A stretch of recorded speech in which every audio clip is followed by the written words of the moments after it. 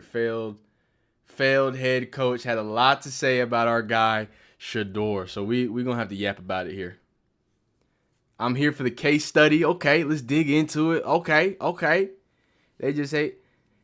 Hey man, we got the Rex Ryan feet gate a little bit more, man. Y'all know about Rex Ryan feet gate. Aha, Rexy, sexy Rexy. I thought we was done with you, big homie.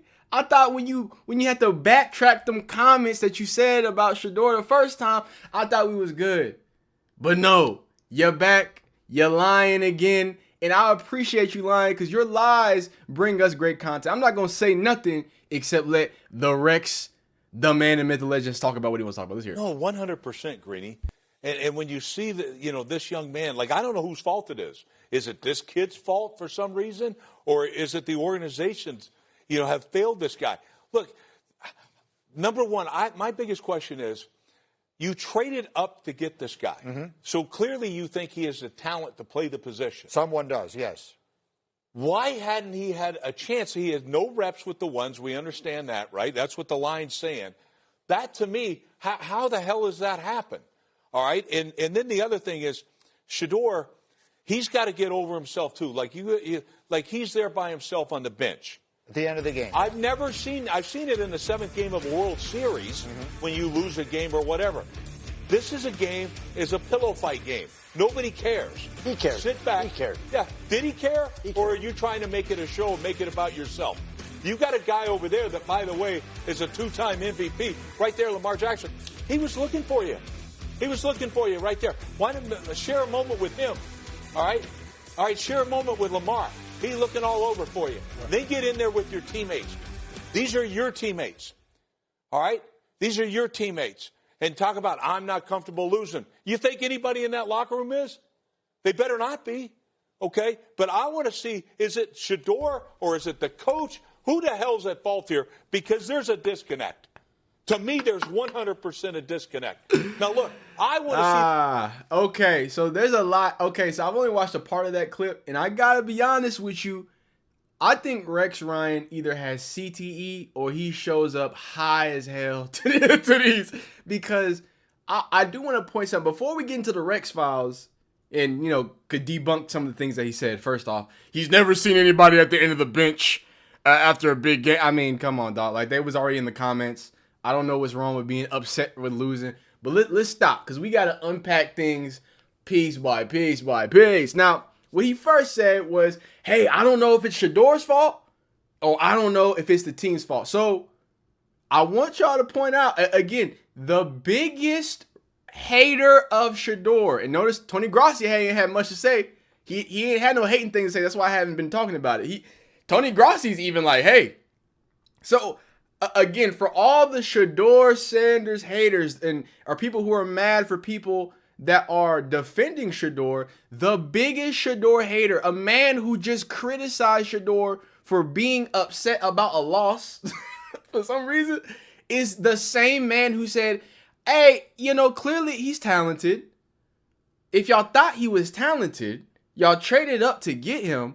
Why have y'all not been prioritizing his development? And I think that's interesting because although Rex Ryan is a failed head coach, he is a head coach. So he does know a thing or two about the football. So it's interesting how, the Super Bowl performers, Super Bowl champions, MVPs, Cam Newton, there are certain people who are saying, hey, Shedeur didn't play the greatest game, but the Browns need to be held accountable. The O-line needs to be held accountable. That organization for the way that they have the big picture. And this is what we've been talking about. That's why I've been making these videos.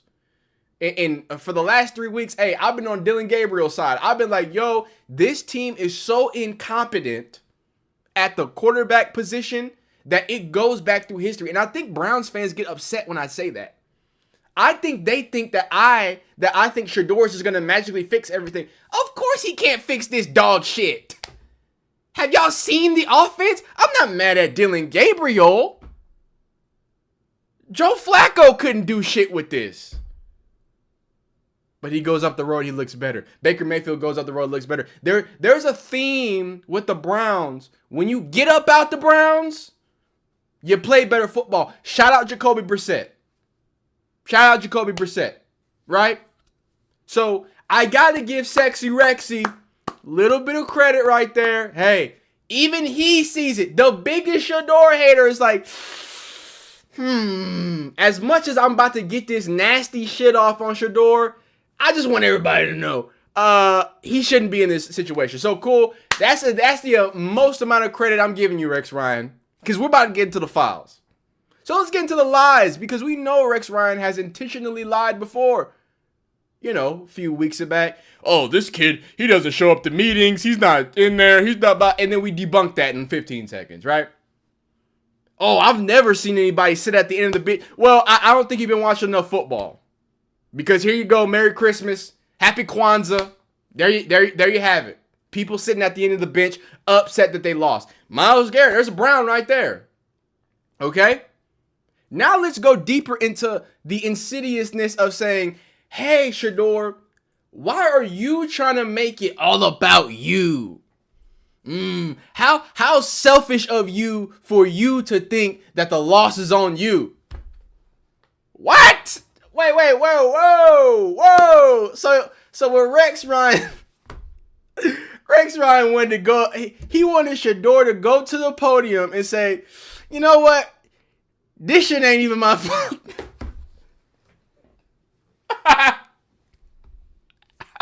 Yo, imagine what they would be saying if Shedeur got up there. It's like, hey man, yo, this team is ass. Cam Ward said that, didn't he? But we big Cam Ward. Y'all wasn't that mad when Cam Ward said it. Hold up, something fell out my ear. I got it. Y'all wasn't mad when Cam Ward said that. I wasn't mad at it. I mean, he was right. You know, he was right. And if Shedeur said, hey, this team fundamentally is ass, I don't know what y'all want me to do about it. First off, I guess Rex Ryan would be happy. But everybody else would rip his asshole open. Whoa, pause.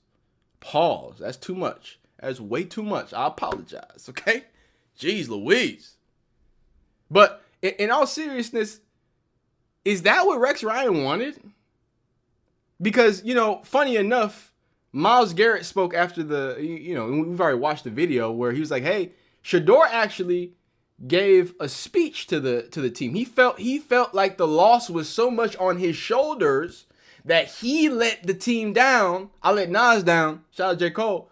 That hey, I need to own up to this. I need to address the team. And Myles said, hey man, we're not gonna let you feel that way. We lose as a team and we need to uplift each other. So to be so disingenuous, Rex Ryan, as to make a young kid whose first time going out there, right, it didn't end the way he wanted to. He didn't get the balls to fall in his corner the way he wanted to. He loves it, and this has been one of my biggest issues with people who wrongfully go after Shedeur. Hey, you saw the product on the hey, shouldn't throw the pick, XYZ. We can get into all of that. We will get into all that, right? We have gotten into all that. But if y'all say anything about this young man's character, one, and his passion for the game, you already messed up. You already messed up. You haven't been paying attention. If you think the man who's been a millionaire since he was born, he don't need the NFL. And this goes all the way back to the whole Ravens debacle, the Ravens Eagles. Now, whether you think that's right or wrong, Shedeur wants to start. And not just start, he wants to change a franchise. That's what he said in his combine interviews. At least the media interviews, not the private interviews. I don't know what he said there, right? I think y'all don't believe him. I think Rex Ryan thinks this is all for show. I think they don't even believe him. Shout out to you, Velocity, on the TikTok. What's happening?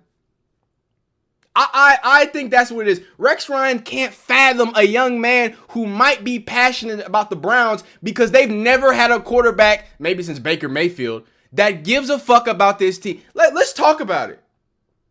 Let's talk about how Shedeur goes and gives back to the community. Hey, Shedeur could go out there and throw 3 interceptions this Sunday, which I'm not. Let's knock on wood. Let's get that juju out the air. I don't want that in here. He could go shit his pants on Sunday against the Raiders. And it pisses you off, Rex Ryan, that Shedeur's going to go high-five the kids. He's going to thank the fans. He's going to probably give back again because we lost count on what he get. Whether it's the signed jersey, whether it's the car, whether it's the this and that, giving back to local communities that burned down. Oh, yeah, I'm never forgetting that. Shout out to my man Daniel Ofusi because he was there reporting on it. I'm never going to stop remembering that.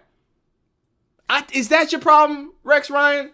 That, you know, the same team that your brother Bobby Boy tried to add some sort of relevance to. Great defensive mind. Hey, cool. Is that what makes you so upset? That he unapologetically has passion for this game? That money don't mean nothing to him? That he might feel in himself, in his soul, that he did lose this game? Come on, man. You a Shedeur hater. You supposed to just bag on the kid. You gave him too much credit, Rex. You ain't doing it right. Let me show you how to hate for real, Rex.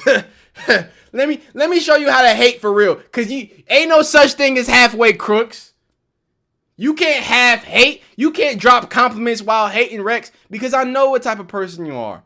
I know that Rex Ryan has been fired twice as an NFL head coach. One by the Jets, another by the Buffalo Bills. And I really want to point this out because my issue with Rex Ryan is that he doesn't use any facts. Right? He said Shedeur wasn't showing up to workouts. We debunked it. We showed you multiple times in fact, Kevin Stefanski saying, guess who's leading the post-game extra work? Shedeur Sanders. Sorry about it. Hey, Tony Lima, I hope you're listening. Right? Jerry Jeudy, Myles Garrett, Cedric Tillman, he shows up early and works hard. Hey, I've already played the clips multiple times. Y'all can get me mad at me if I keep playing them. So you lied. So let's talk about some facts. Rex Ryan once had a 28-20 record with 4 playoff wins. Then he made his acting debut in Adam Sandler's That's My Boy. And he finished it 33-46 in 5 seasons and no playoff appearances. When you went off and became a Hollywood star.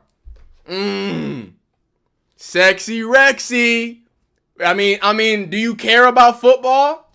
Maybe if you sat your let's not too much. Not too much. Maybe if you sat down on the bench and thought about it for a second, right? Maybe you would have won some more games. Maybe instead of going off and gallivanting and acting with Adam Sandler, right? Maybe you could have won some more games. And don't stop there. And don't worry, we've been over this in the last Rex Files. We got more Rex Files, right? Just to reflect, Rex Ryan is 61 wins and 66 losses as a head coach. Yes, he can coach, but should we listen to him? Just because he has a mic doesn't mean we have to listen. I think that's a pretty good synopsis. Now, we got to talk about the freak that is Rex Ryan, right? We got to talk about how when the Jets were eliminated in Week 15 of the 2009 season, the New York Jets suffered a last-second defeat to the Falcons, loss that put the Jets 7-7 spot. Rex Ryan believed they were out of playoff contention. We're obviously out of playoff. That's unfortunate. Ryan said in his postgame, that obviously wasn't the case. As we all know, the Jets went on to win their next 2 games where they would reach the AFC Championship game, right? Remember that? Right? Now, in late 2010 season, as the Jets were trying to clinch a playoff berth, the team was struck with a massive off-the-field distraction involving Rex Ryan. If you're not a freak, close your ears. To summarize, a series of videos appeared on the web with a woman who looked a lot like Michelle Ryan, Rex's wife, which, hey, shout out to you. If you freaky consensual with somebody, hey, I ain't mad at you for that. Do what you need to do. In the video, the woman is showing off her feet, having a conversation with the cameraman, who was Rex Ryan. Yes, Rex Ryan had freaky fuck videos leaked as the Jets were trying to push for the playoffs. My God, what a distraction, Rex. Are you focused on feet or are you focused on football? You gotta let me know. But it continues again. I wasn't just going, come on, Rex. I'm not just going to sit here and talk about facts that we know you a freaky dude. We know you're a bad football coach. We see the record. I ain't gotta prove that to nobody. Right? But let's go deeper.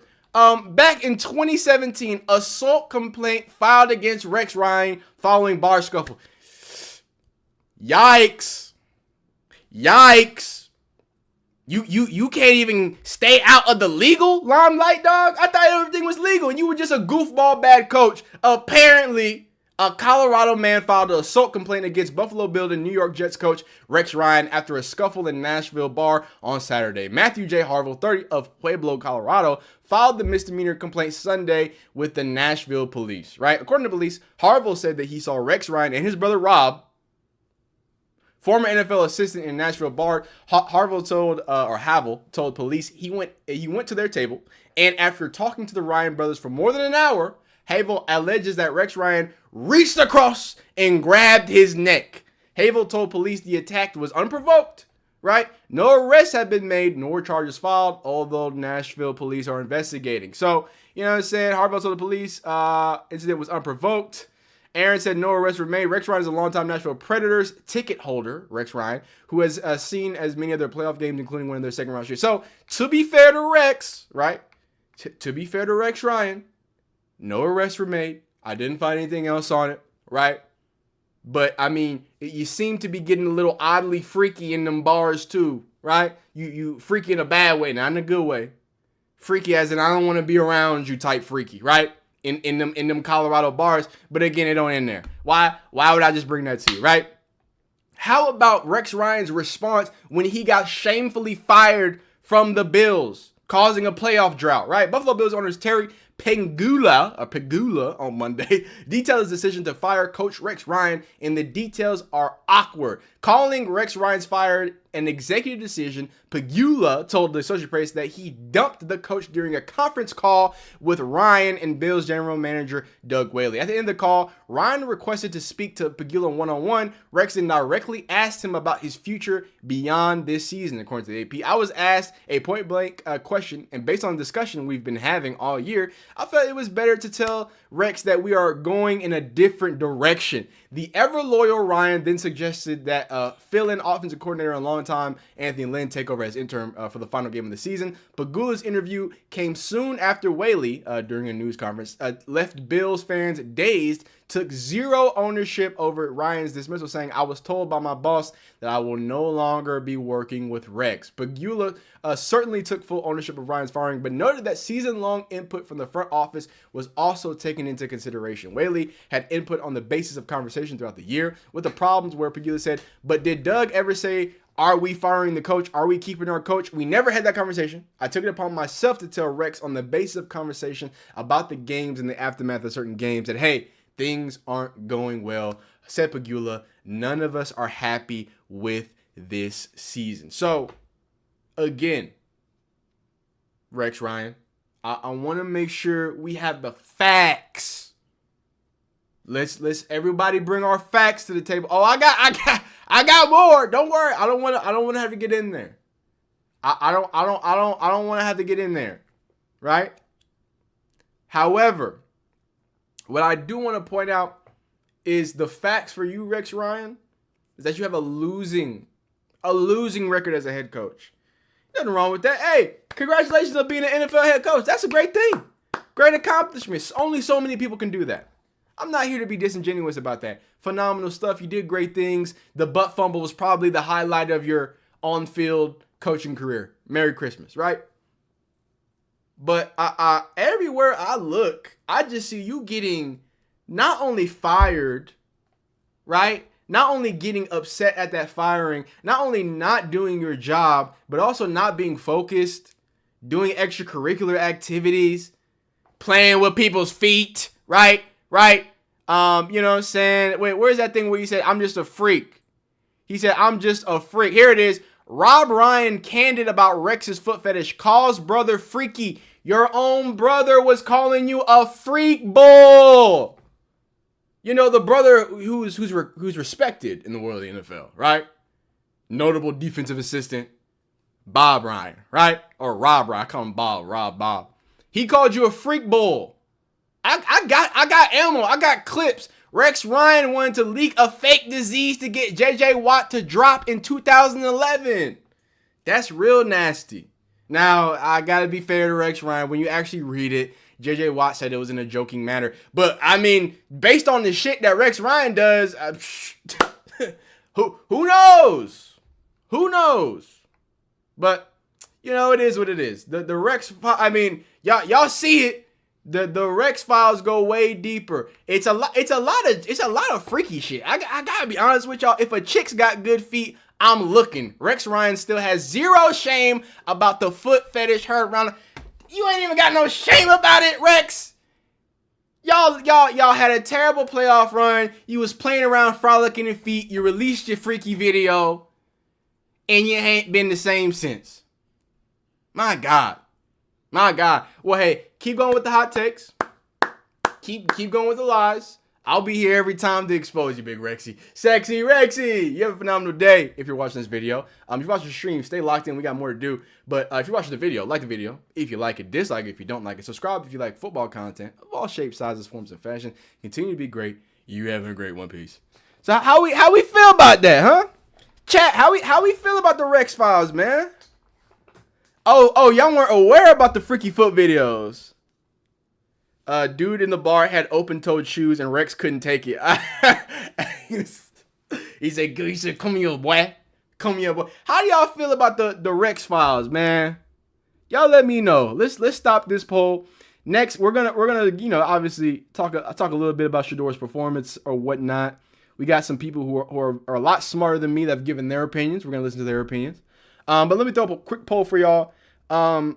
Do you trust Rex the Freak to coach in the future? You know what I'm saying? And this could be college football. This could be high school football. Y'all let me know if the freakiest coach alive, do you think he should do that? Hey, I'll be gone today. Y'all let me know, man. Should we let's go here. We will talk about Shedeur getting robbed. That's a crazy situation. That's a really crazy situation. That boy real freaky. That boy's so freaky. He got his own people calling him a freak ball. I mean, come on, big dog. The Soka, what's good? Larry the Gamer, man. I see you in there. You better come over to YouTube, man. You better come over. If you're on TikTok, you know where you need to be. Cook Up Uno says no. Everybody's saying no. Y'all don't trust. Y'all don't want a freaky coach. Y'all don't. Dang, man. That's crazy to see. I wouldn't have thunk it. I wouldn't have thunk it. But yeah, we are going to get into a few things here, and one of these things is a pretty good. What's going on, Larry? What's going on, Larry? Hope you're doing all right, brother. Hope you're doing great, brother. What's it called? And Larry, I see you grinding. Don't get it twisted. I see you grinding. You know what I mean? Soka, I appreciate you. I appreciate you calling me the GOAT, man. I really appreciate that. I appreciate that a lot. Don't let Rex near the youth. Please, for the love of God, don't let Rex near the youth. I'm sorry, on the vertical stream they're talking to. Let me make sure I'm talking to y'all as well. I feel like I've been neglecting the vertical stream. You can't neglect the vertical stream, man. You can't do that. You can't do that. All right, so next topic we are going to get into is going to be just general Shedeur reactions. A lot of people obviously had a lot of takes. I tried to keep most of these takes positive, and I want to prove, obviously, I'm trying to prove a point here.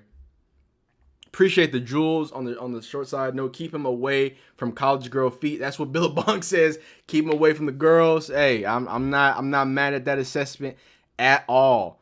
Kate Way says the women on ESPN gotta get dressed before Rex Ryan shows up in the morning. Hey man, he says at least he's not in Cleveland. There you go. Rex Ryan be at them Diddy parties. Hey, he coordinating the Diddy parties. He got them the Rex Ryan parties. You better be very afraid. Be afraid, please. All right, so we got a few things. We're gonna do two videos. These are gonna be two separate videos. In this first one, we're just gonna listen to some things, read some things, do some things. That's why I think the Memphis Tigers. Oh yeah, shout out to Memphis. Y'all talking about the Memphis Tigers? Shout out Memphis. Aren't they ass now? I don't know. Shout out to you, Nasoka. You're one of the best in the business, man. I appreciate you. As a former, not a former, but a fellow Texas fan in the TikTok chat. Rex knows as much as Kevin on offense side of the ball. True that. That's not good. That's not great, guys. We don't want that at all. Okay, so let's hop right into this next video, okay? After a disappointing performance, I think that's fair to say for Shedeur Sanders. A lot of people have had a lot of things to say, and I could just sit here and talk about the negative, and it'd be easy to find. But instead, I took my time. I allow people to get their takes off, and today we're actually gonna talk about some interesting takes. Some of them positive, some might be a little bit up in the air, but at the end of the day, you're going to see the full scope of this. Now, before we talk about anybody with a mic in their hand, we need to talk about the only opinion of this man, besides Shedeur Sanders' opinion of himself. The only other opinion that matters is from this man right here, Coach Prime. What did you have to feel about your guy going in there starting, Coach Prime? I'm frustrated that his wife and Shedeur got in today, and I told her it was okay. But I was thankful and happy and appreciative that he came out. I'm excited. I was in tears. He called me screaming. And I'm crying right now. Can you leave me alone? Hey man, and I did see that. Go watch that video from Bucky. We're not gonna watch that full thing here. Y'all know me. We're not gonna do full reactions unless y'all want a reaction channel. I can cook up a reaction channel. We can get busy. Not the point. The point is right now what we're talking about is at the end of the day. Bucky was going crazy. He was like, "Oh my god!" Like I've never heard Bucky scream that loud. I've watched a lot of well-off media videos. I've seen the touch. Like he was going crazy. I want to talk about the feeling of Shedeur going in there, and I said this to my the live chat while it was happening, because y'all can go back and watch. I was like a deer in headlights. I'm sorry. I apologize to the live chat. We was talking, we was yapping, we had a crazy 1 o'clock window, blah blah blah. And then I saw Shedeur getting ready, and I was like, I said, what? I said, and it's not because I don't got confidence in Shedeur. It's not because I don't think he could do it. Now we didn't like the results, right? It's because in shout out to it was a random TikTok I was watching. He said the same thing I said in the live morning. I'm like, yo, this is like your cousin. This is like your little brother or your big brother or your, like I said, your cousin, your nephew, your you know what I'm saying? Your niece, and she about to go get busy. She about to go put in pain, do her thing, whether that's soccer, whether that's Little League football, whether that's, I used to watch my cousin play soccer. Now, my cousin was a dog at soccer. Shout out to you, Jaden. He was a dog, all right? So, the first few games of watching Jado, it was like, oh, man, uh-oh. But then he would go crazy. He dropped 3 goals. That boy was nice. It is what it is. That's my cousin. You feel me? And then there was times where, and again, where it happened where, we made it to high school, and I was on the high school football team. I was doing my thug dizzle. But we was too cool for school, so we tried to act like, what I'm saying, we don't really care, whatever. But when he started playing for the team, for the school, I was like, hold up, let me see. Okay, he still got it, right? And that collective feeling of like, man, it's time. Like I gotta be honest with you, I was nervous, I was excited, you know what I mean? And no matter what the results are, that feeling that you feel is something. Like, I've been watching Shedeur, like I said, some of y'all been watching him longer than me. Some of y'all been watching him since he was in the reality TV shows as a kid. I've been watching him since Jackson State days, right? That's when I really started honing in. Obviously, and I'm a big fan of Deion Sanders even before he started coaching, right? So, it's like seeing this person that can ball out, that you have such high expectations for, finally get to that spot and finally get to that opportunity. It's like, man, forget about messing it up. Just stunt on these hoes, Shedeur. Just do it. Sadly, that did not happen, right? But we still riding with Shedeur. We rocking with Shedeur. Obviously, he's gonna have his potential. Everything is looking like he's going to have his first start of the season against the Raiders. Now, something interesting slid across my desk. It wasn't my desk. I was scrolling Twitter, and I saw this thing. Now, if you don't know Roberto Shenanigans, he's a diehard Cleveland fan. He's both pro Shedeur and anti Shedeur. He's just pro get somebody who can play quarterback for the Browns, right? And there's a little snippet that came out, right? And he's talking about Kevin was went from informing the organization that he was redshirting Shedeur this season to starting him in a week 12. These guys just cannot stick to a plan to save their lives. Now, I want this to be known because I'm not here to make that many more excuses because I've already made them for Shedeur.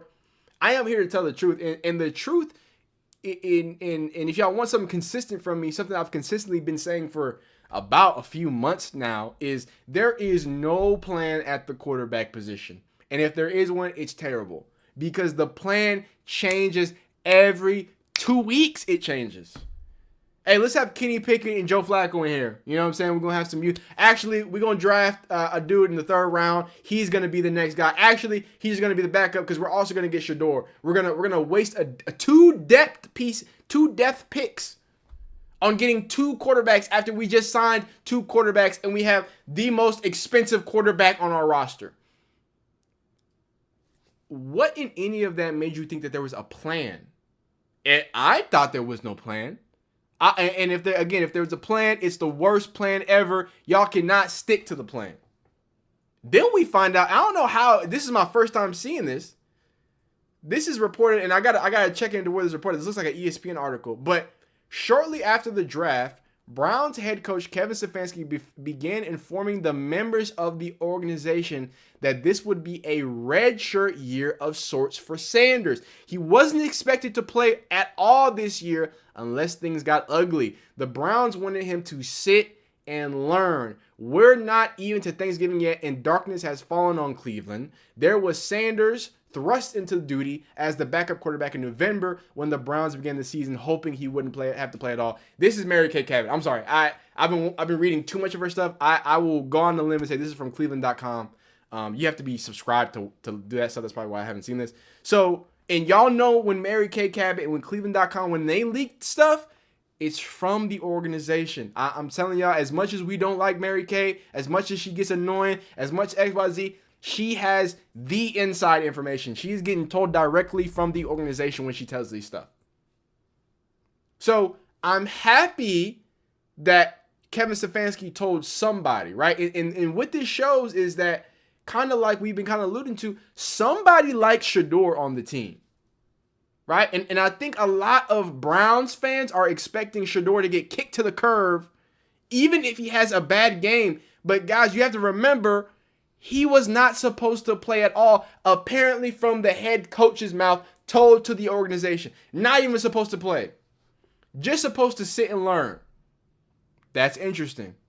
That's interesting. That might be why he got, obviously, we're not gonna argue over the reps thing. What I will argue over is don't put your eggs in one basket, right? If a quarterback is one play away, you should probably give him 1 or 2 reps with the ones just to be safe. You have a 5'8" quarterback. This is no disrespect, Big DG. You got a 5'8" quarterback and y'all thought he wasn't going to at least go out. If his helmet goes off, and I talked about this weeks ago, dog, if his helmet comes off, the rules in the NFL is that he has to come off the field. What if he has a real technical problem and a screw pops out? Oh, dang, let me, I forgot what they're called. The equipment staff have to come in. Hey, let me just rescrew this. Let me get your other helmet. That'll take about, cool, maybe a little 5 minutes, 3 minutes. That's a few plays. You set your team up. I'm not talking about setting Shedeur up for failure, because whenever we talk about set Shedeur up for failure, not only do I think the haters just get, they just get happy because, oh my God, it's an excuse. But also, I think it's disingenuous to what you did, Kevin Stefanski. You set your team up for failure. I am no longer saying Shedeur was set up for failure. Kevin Stefanski's terrible offense, Kevin Stefanski's poor quarterback plan, Kevin Stefanski's poor doing the plan. Wait, what do you call it? Executing. Poor execution of the plan, right? And then on top of that, Kevin Stefanski not equipping your quarterbacks the way that needs to be. If you're going to make him the backup, he's got to know what's going on. Hey, he's QB3. All right, cool. No reps for you, Shedeur. I'm not mad at you. I ain't saying nothing about nothing. Okay. He's QB3. He ain't even going in. He's an emergency quarterback. He won't go in unless 2 people get injured. All cool. Water under the bridge. Shout out Adele, right? So here's my thing. Again, we not talking about Shedeur set up for failure. Kevin Stefanski has a clear miscommunication with the head office, a clear miscommunication of whoever wants Shedeur at the team. All right? Now that we've talked about that, we're going to listen to a few clips that kind of corroborate the same thing that I'm talking about, and it's the fact that, there's a lot of bad going on here. And if we just focus all of our attention on Shedeur was set up for failure, I don't think we get the full scale of how terrible of a coach Kevin Stefanski is. Kevin, if that was the plan, why didn't you come out and say, hey, Shedeur is a very talented player. We don't see him playing this week or playing this year. We want to hold him, nurture him, and take him to that next level. Instead of being like, I don't want to speculate. Well, now you there with the stank face. Now everybody's calling you an idiot, Kevin Stefanski, and you did it to yourself. Let's hear it. It's funny because everybody made this point about Shedeur holding on to the ball too much, turning his back to the defense, right? Maybe being a little risky with the ball. Those are all things that we've now confirmed them in one half of football with Shedeur Sanders. But yet I can't confirm a undersized quarterback that won't throw the ball past the first down sticks and that is scared of his own shadow. I can't confirm that. What? Because he's a third-round pick? Okay, we're good that you didn't do this segment in the first segment. It would have gassed me up a little bit too much. It would have given me the idea that I could just go out and be like, all right, I apologize for nothing. He was awesome. Screw all you guys, which isn't reality. Yep. And in this conversation, I have to keep reminding myself because you're almost twisting it to the point where I'm like, maybe he didn't look as bad as I thought. No. He didn't look good. He looked awful. He didn't look good yesterday. He did. We need to keep reminding people. Yep. We're not just completely ignoring that fact and that reality. He did not look good. It was not a good performance, but there was enough there. And there was enough there in him moving the football down the field and actually throwing the ball deep that as you're watching these games, I just don't know how you can't think to yourself, I want to see more of that. And I think that's got to be the overarching theme. So, these are Browns fans. These are Browns reporters. And I want y'all to know, because people keep trying to compare it to Dylan Gabriel. Y'all aren't good at comparisons. y'all are making those. It's called a fallacy. You're not using good basis to compare the Dylan Gabriel. Well, if it's the same old offensive line as Dylan Gabriel, nice try. Both offensive tackles were hurt. But again, y'all just hate Shedeur. Y'all don't watch football, right?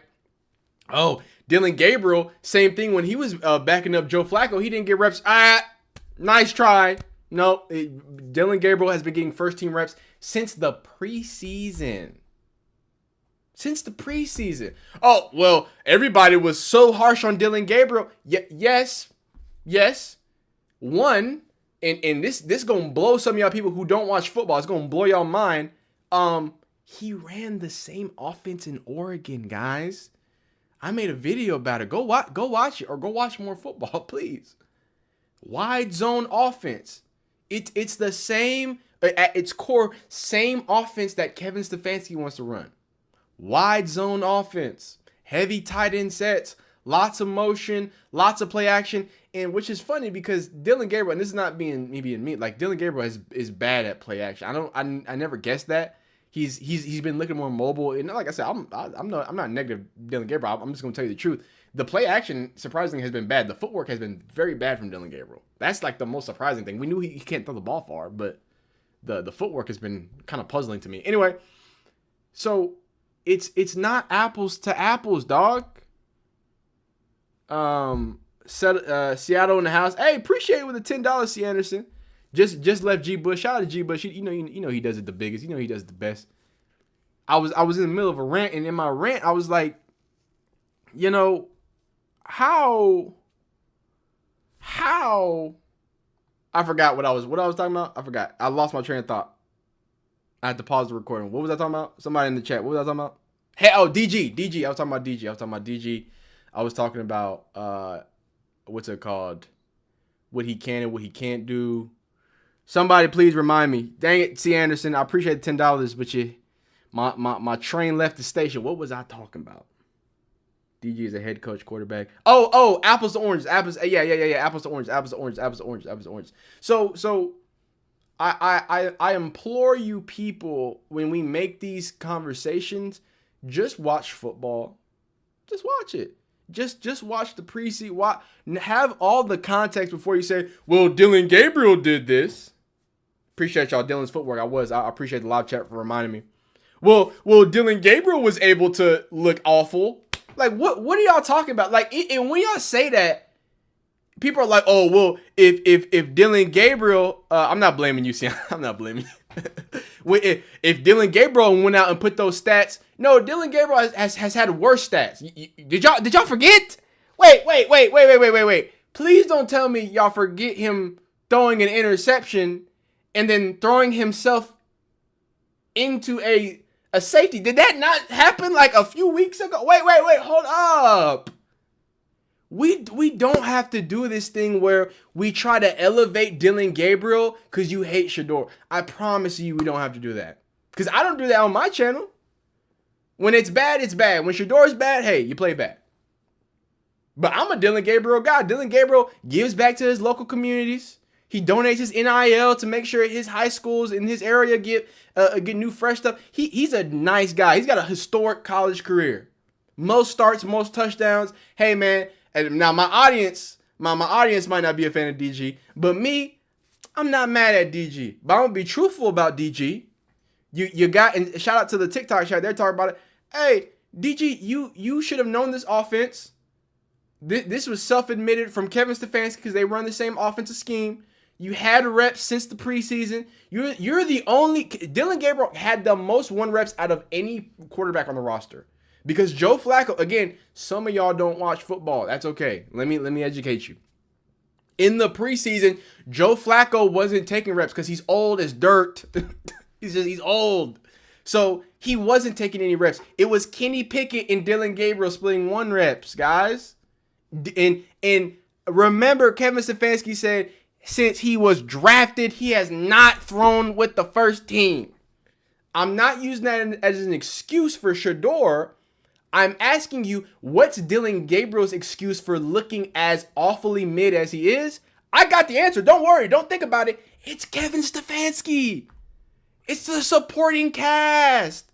It's this terrible offensive line that I told y'all was terrible. And I had Browns fans in my comments talking about, well, I mean, Joe Bitonio is one of the better guards. He's old. Oh, Wyatt Teller's they can't stay healthy. Well, I think Wyatt Teller's fine.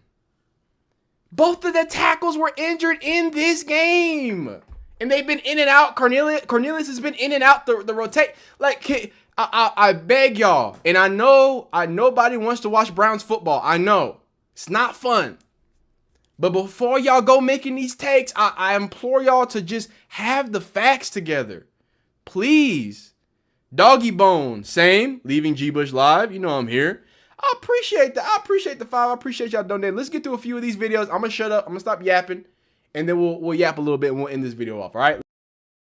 He's very playful. He's dynamic. He's got a lot of personality. He grew up in the spotlight. He grew up with the cameras and the lights on him, and so he operates in a different way. He is, in some respects, an entertainer as well as a football player. But he does have that side to him where he knows how to turn it on for the cameras and those kinds of things. And maybe that is misunderstood by some people.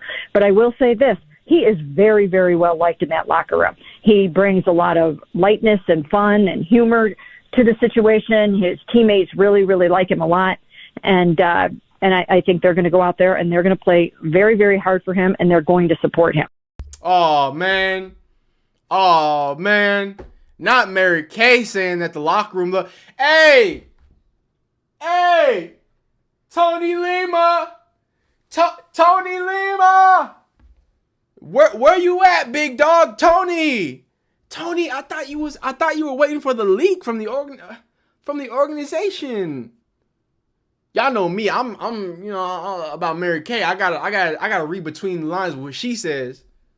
Right, because she is a mouthpiece of the organization, of the Browns room.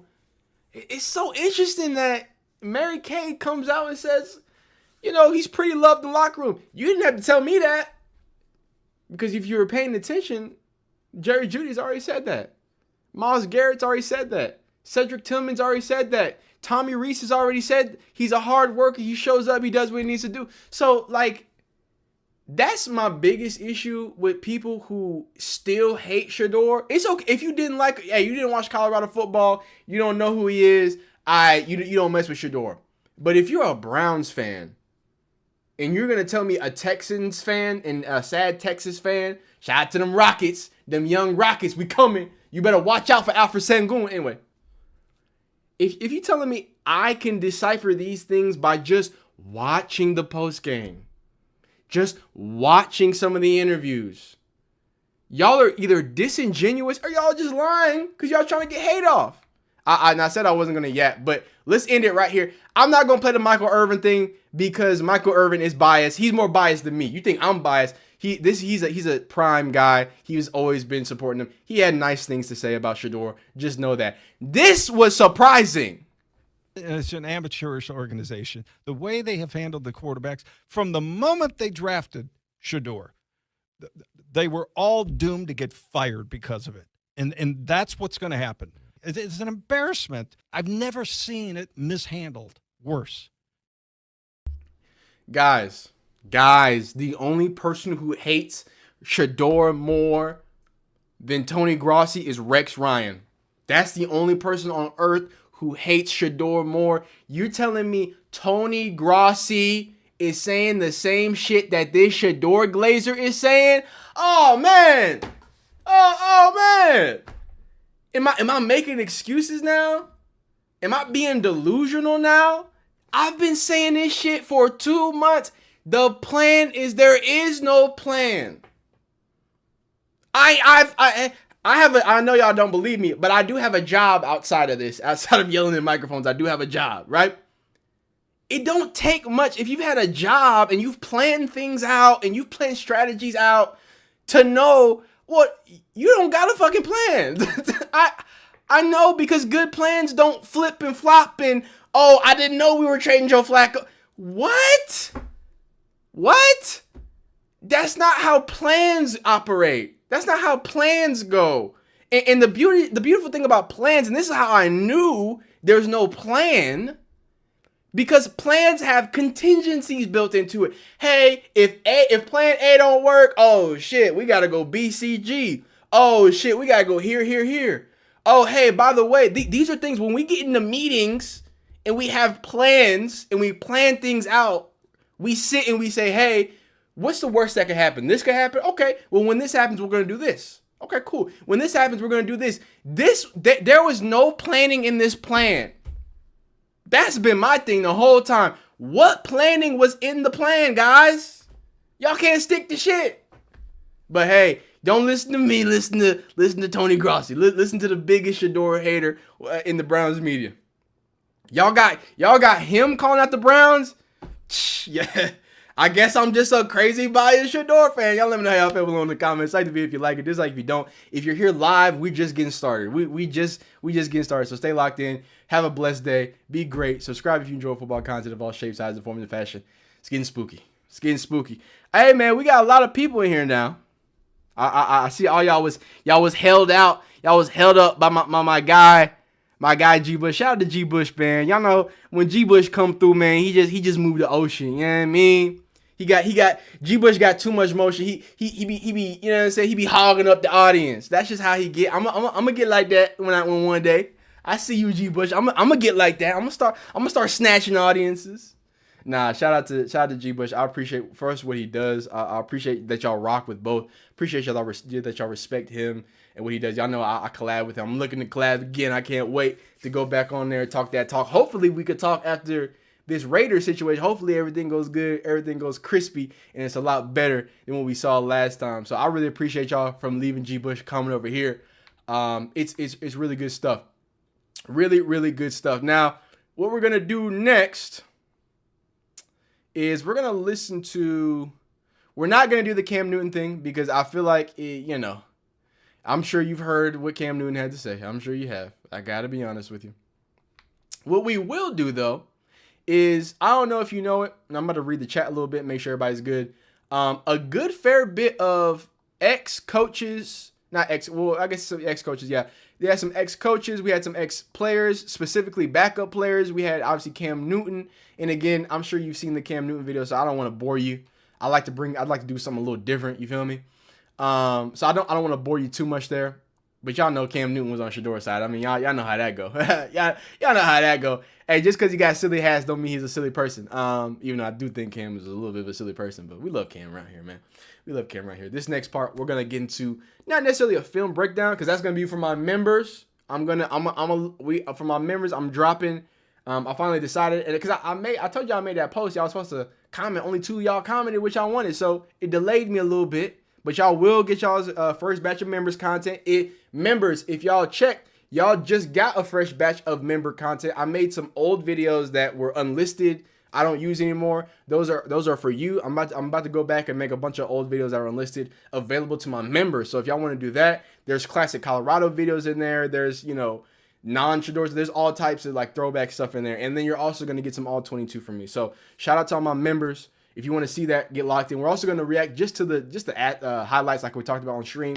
So both of those are going to be coming probably tomorrow. I got to be honest with you. It's going to be a late night. But let me read this chat for a second.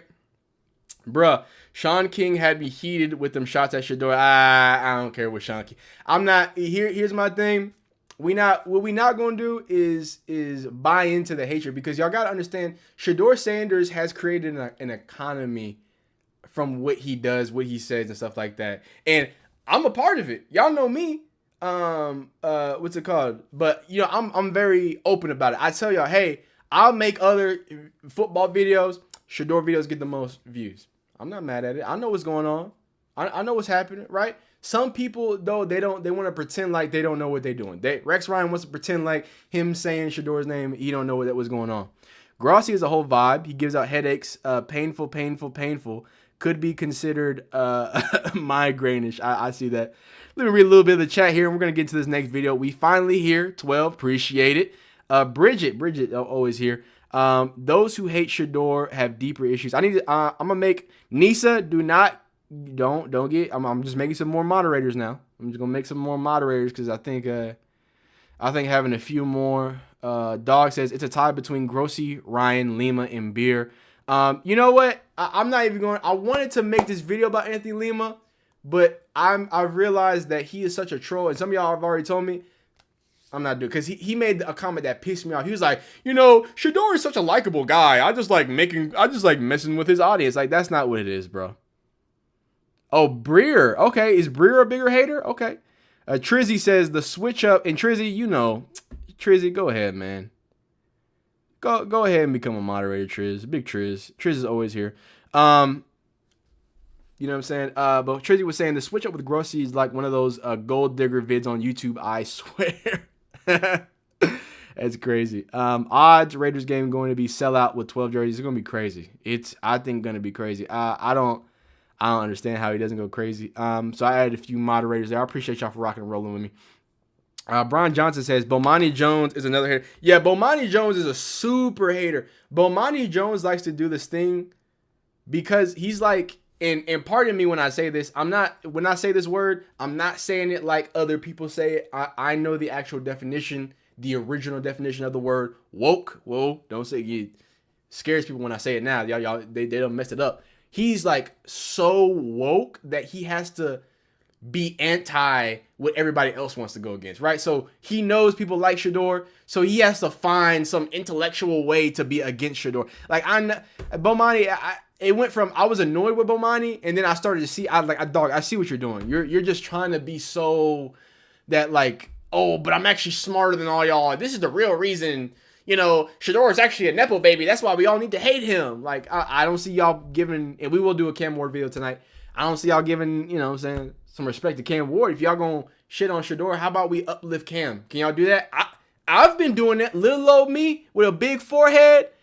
This Shedeur glazer. I'm also a Cam Ward glazer. What's happening? This is crazy. If anybody clips this out of context, it's real nasty. Anyway, yeah, there's a video. Looked like 3 guys. Yeah, there's a video like that. Did someone really rob Shedeur or something? Yes. Okay, let's get into that, because this isn't gonna be a full video, because I don't want to make a big deal about. Well, first off, it is a big deal. I don't want to make this give it more time, space, attention than it needs. because at the end of the day, you know, and I kind of talked about this. It was a tough situation. So I'm gonna let me read the chat for a second.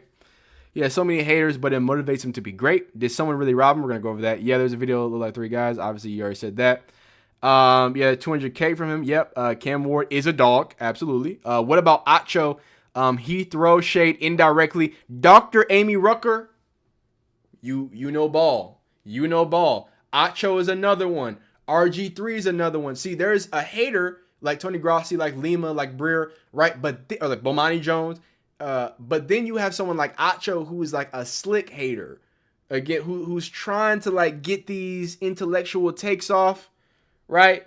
And trying to be, you know, bigger than really what it is. You feel me? So that is what that is. Sorry, I'm having a problem with my little situation. All right, cool. That's fire. Okay. So we will talk about the robbery. I just want to talk to y'all for a second. Cam Ward's a dog. Honestly, I think it's going to be a scandal when they catch them. He needs real security. Stealing from someone who gives back to your community is really grimy. They're using it for clout. On the right side, Citizen Sports says somebody from Brown staff gave them the drop. Ah, man, I don't know about that. They know if they go against Shedeur, they'll get more feedback. Yes. I love me some Shedeur. That's a great name, by the way. But yeah, and I've talked about this. I'm gonna say this before we get into the robbery thing. I want y'all to know, like, my channel is a football channel. My intentions were never to make this a Shedeur channel, and it's not still a Shedeur channel. Yeah, y'all know I talk about this stuff. I just dropped a Giants video. Y'all go check it out, Brian Dayball. You know, if you feel me. But I don't have any shame in making plenty of Shedeur content because I get on this mic and I look you in the eye, and that's you and me. Me and my audience have something special. I'm gonna tell you what's going on. Hey guys, y'all like Shedeur content. Y'all are locked in with Shedeur content. I would be dumb not to give y'all more Shedeur content. And by the way, y'all can go check my old videos. I was already making Shedeur content, so it's a win-win to me. He was just one of the topics I really enjoyed talking about, right? So, what do you call it? What do you call it? What am I talking about? That's what I was saying. And I've told my audience, I could be a Shedeur hater. And to be honest with you, I would get a bunch of attention still. Like, there's plenty of people who hate on Shedeur. They run the views up, they run their money up. And the best thing about being a Shedeur hater is that they expect you to talk about other stuff besides Shedeur because they hate Shedeur so much. You feel me?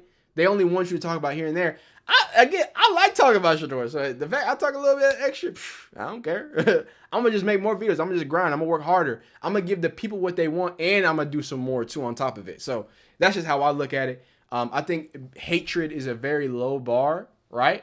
You know what I'm saying? And if you don't know, you know what I'm saying? Like I said, I have a real job, you know, but that's not the point. Education, right? Informing and educating people. That's always going to be the top of what people are looking for. That's always going to be timeless, right? Hatred, it's hot for the moment and it's gone when they go. Because win, lose, or draw with Shedeur, y'all can go back and watch my videos. Y'all going to see facts. Y'all going to see stats. Y'all going to see honest opinions about the whole situation. So it is what it is. Yes, you would get traction regardless. That's how much influence you get. Yes, that's true. I watch your content because it teaches me about football. Your Arch Manning takes make me watch. I liked your content on the spitter today. The spitter and Dayball. You're cooking. I appreciate you, C. Anderson. I really do. It's Acho. Ocho is another person. Oh, I said Acho. Did I say Ocho is a big Shedeur supporter. I'm sorry. I might have said the wrong thing. Acho is the slick hater. Yeah. Spelled it wrong. 8 Ocho. Oh, you're talking to him. Y'all ain't even talking to me. Y'all talking in the chat. Y'all ain't even talking to me. Houston, Texas. Hey, is there a Houston, Texas fan in here? Hey, if you're a Houston, Texas fan in here, don't worry. We will be talking about Cam Ward versus my beautiful, glorious Texans. That we're going to talk about that. Don't you worry. No one's hating on him for clout, but a lot of those former players glaze him because of their relationship with Dion. V-Tonic, does that make any sense to you? Like, reread what you just said. You said people aren't hating him for clout, but people are glazing him for clout. Does that make any sense? I just explained to you. I can pull up. We ain't gonna do that because I don't like focus on hate. But I can show you plenty of videos of people hating on Shedeur. They was getting their little views off, man. This was their Super Bowl. You feel me? So you're contradicting yourself, big dog. You gotta pick one. Acho is Nigerian. They will sell you. Okay, all right. We getting to the diaspora. We gotta chill. We gotta chill. I'm gonna talk to the chat again. Let me get this video off real quick though. And this isn't gonna be a video. I'm probably just gonna make this like a short. You know what I'm saying? If I even make it content. But I do want to talk about this. I do think it's important that we talk about this. Shedeur Sanders. Yes, sadly, after, I think what everybody can say is a very disappointing game. He came home and his real life was disappointing as well. The reports are that his house was broken into. Initially, the reports were that it was broken into and nothing had happened, right? Now, the new updates is that it was broken into while, and I want to point this out, it was broken into while he was playing. So while he was in the game, he got a surprise time to start. They broke into this man's house and stole $200,000 worth of stuff. Now, I think a lot of people are assuming that somebody took one of them APs, you feel me? Them APZs, one of them bust down, perfect timing joints. But here's the official media release. It says Medina County, Ohio, November 16, 2025, approximately 6:46 p.m., 3 suspects entered the residence of the Cleveland Browns football player Shedeur Sanders. Surveillance cameras in the residence were able to capture video footage of the suspects as they entered and exited different portions of the home. The suspects were wearing masks and gloves and can be seen exiting. The estimated that approximately $200,000 in property was stolen. The Medina County Sheriff's Office is currently investigating the incident. And shout out to the real Pac-Man. Apparently, he had the video. This is what it looked like right here. Oh, well, I guess it's not video. It's pictures in a video. So right here, and I want to point this out. And I don't want to be that guy. But I mean, never mind. Let's just keep it going. Okay. There is video. There is video. Time. Shout out Shedeur got the time on the background. This boy always grinding. What's up with him? So they got their mask on. They're doing a little thing. They kind of just chilling. I thought was running in and running out, but they just kind of calm, cool, collective. Maybe they realized it was Shedeur's house. They was like, hold up. They said, did we mess up? Yeah, you can't steal from 12, man. The people ain't gonna like. I don't know how much of y'all, and I'll be watching them prison YouTube videos. But like if you hit a woman or something like that, I think it's the end of the video. If you like hit a woman or something like that, like you get in a special cell, and if you do other things I don't want to talk about that because of TOS. I don't even want to get into that. But if you do other stuff too, you do some bad stuff. If you get into jail, them people gonna treat you crazy. Well, if you mess with Shedeur Sanders, you gonna have some see you aunties knocking at your door, big homie. you gonna have to have some see you uncles holler at you. So you better hope they don't release. You better hope they don't release your identity, son, because I gotta be real with you. It ain't gonna be nice for you. it ain't gonna be good if them see you aunties get a hold of you. And you think I'm joking? We joking around. I'm deadly serious. Because I want y'all to know these are the comments under Shedeur Sanders' house getting robbed. So when people tell me, oh, Shedeur, there's no such thing. There's no Shedeur hate. People just glaze Shedeur all the time. No, dog, you're just a hater. And that's okay. Dog, it's okay to not like Shedeur. I do want to, can we all agree? If it's not your cup of tea, that's cool, man. Everything gonna be all right. We gonna be good. You know what I'm saying? But what we don't need to do is lie and say, oh, everybody's glazing Shedeur. Because just on a random whatever day, right? A random day. Here it is. Here were the comments under what's it called? Other posts. My man Unc Rods is back, and he's one of the more notorious Shedeur haters on Twitter. Obviously everybody liked this comment, right? You was killing them with this one. You was killing them, Rod, and he's a guy that likes to talk about, Shedeur's bad, XYZ. He likes to make fun of Shedeur fans, yada yada yada. A lot of these people like doing that, right? But again, this isn't after Shedeur played bad. This is after Shedeur got robbed. Kevin Stefanski was probably behind it, setting my dude up to fail. But again, this is what the Browns fans. These are the Browns fans that be constantly. They ain't never had a good quarterback, and every quarterback they have, they ship him off. This is how they treat the same man and I'm gonna stress this. Tell me how many Cleveland Browns players were there at that local Ohio community, mostly black people, if we're going to talk about it. Their gas line exploded, major fire, hundreds of families displaced. I don't think it's hundreds of families, but hundreds of people displaced. Dozens of families displaced without a home. Guess who was there, if not a week, 2 weeks after it? Brought them free food, brought them taco stand. Create a little bit of happiness in this time. Before Shedeur was QB3, before he even got his chance to play, before any of that, he was giving back to the Cleveland community. And the Cleveland Browns fans treat him like dog shit. Not all of them. But these Twitter finger having Browns fans, these Monday morning quarterback evaluators that you know they get paid to evaluate quarterbacks. Yeah, that's why they tweet out their evaluations on Twitter. Yeah, appreciate it. I hope Elon Musk gives you your 15 cents for your 100 views, dog. I hope you're running it up. I hope you're really cashing it in right now. It was probably their GM trying to recoup the money they threw away on him. Incredible. Oh, well, this is a genuine one. This is a genuine. Sharon Jameson. This is a CU auntie that keeps it real. Nothing was stolen. They left him a Pop Warner playbook and some crayons. That's the Texas fan, which y'all, you giving Texas fans a bad name. T, this is why I gotta make fun of myself as a Texas fan, because we be popping up and shit like this. What the fuck? What are we doing? Nothing was stolen. They left him a Pop Warner playbook. No, there wasn't. That was just one of his passes that he threw yesterday. Man, no, theirs wasn't. Great grammar, man. Great grammar. No, theirs wasn't. That was just one of his passes that he threw yesterday. Oh, great. Hey, man gets robbed. Everybody joking, laughing, man. Everybody having a good time. Rough day for the Sanders family. The Pops team probably going to get smoked Saturday. Nice. Just the aunties trying to steal Shedeur's underwear. There you go. People making fun of people who support Shedeur. It makes sense. Thank goodness for him and his mom weren't there. Shout out to Bird. He got the Jay Fleazy PFP. We mess with Jay Fleazy. They made so much money and they don't have a 24-hour security monitoring system. They don't have a 24-hour security monitoring system.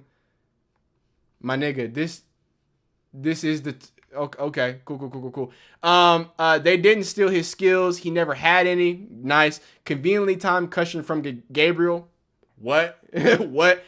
It was probably Josina Anderson getting in his bed. So again, somebody gets robbed.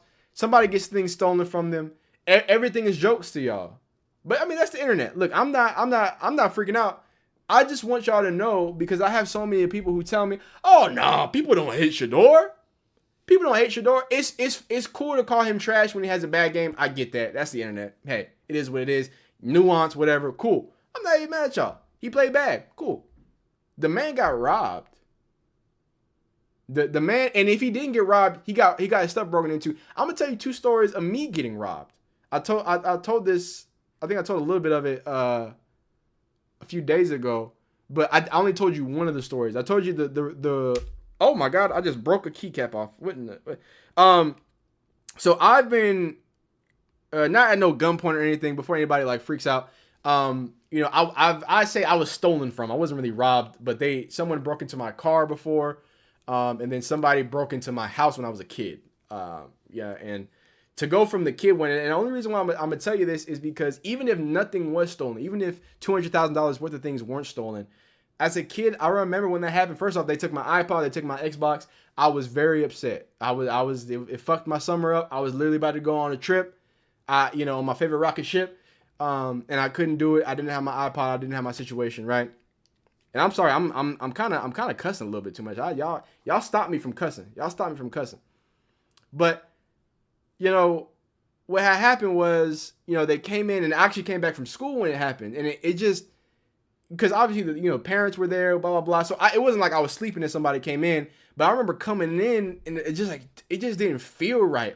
I was out, and luckily I was about to go on a trip. So again, I was about to be gone for most of the summer. But when I remember walking in there and, I was sad that my iPod was gone. I was sad that my Xbox was gone. But more importantly, I didn't feel right in the house. Like it was weird. I didn't like that feeling, right? So for Shedeur to just on the basis level of that. But I do want to point out that a lot of people who troll on the internet, they're 12 years old. They've never gone through anything. They've never been through those things. So I think that Shedeur, people who are fans of Shedeur, these are people who probably experienced life. They know how ugly it can get. They know what loss looks like, right? A lot of these little haters, they play Roblox all day, they play Madden all day, and they make Shaduki jokes like that. That's it. That's the highlight of their day, getting to make fun of Shedeur Sanders. That's their favorite thing of all time because they've never gone through nothing. They in the cushy hills. They doing whatever. They've never had any adversity in their life. And you know what? Because most people would be like, haha, you don't have any adversity. That's a blessing. I wish all you Shedeur haters that ain't never been through shit, and that's probably why you hate Shedeur. I hope and I wish that you understand that the same reason why we love Shedeur and want him to be better. Oh, he's a nepo. He's got all this money. Yeah. Matter of fact, yeah, he is. Matter of fact, yes, we want him to succeed. Yeah, matter of fact, we don't want him to go through more trials and tribulations.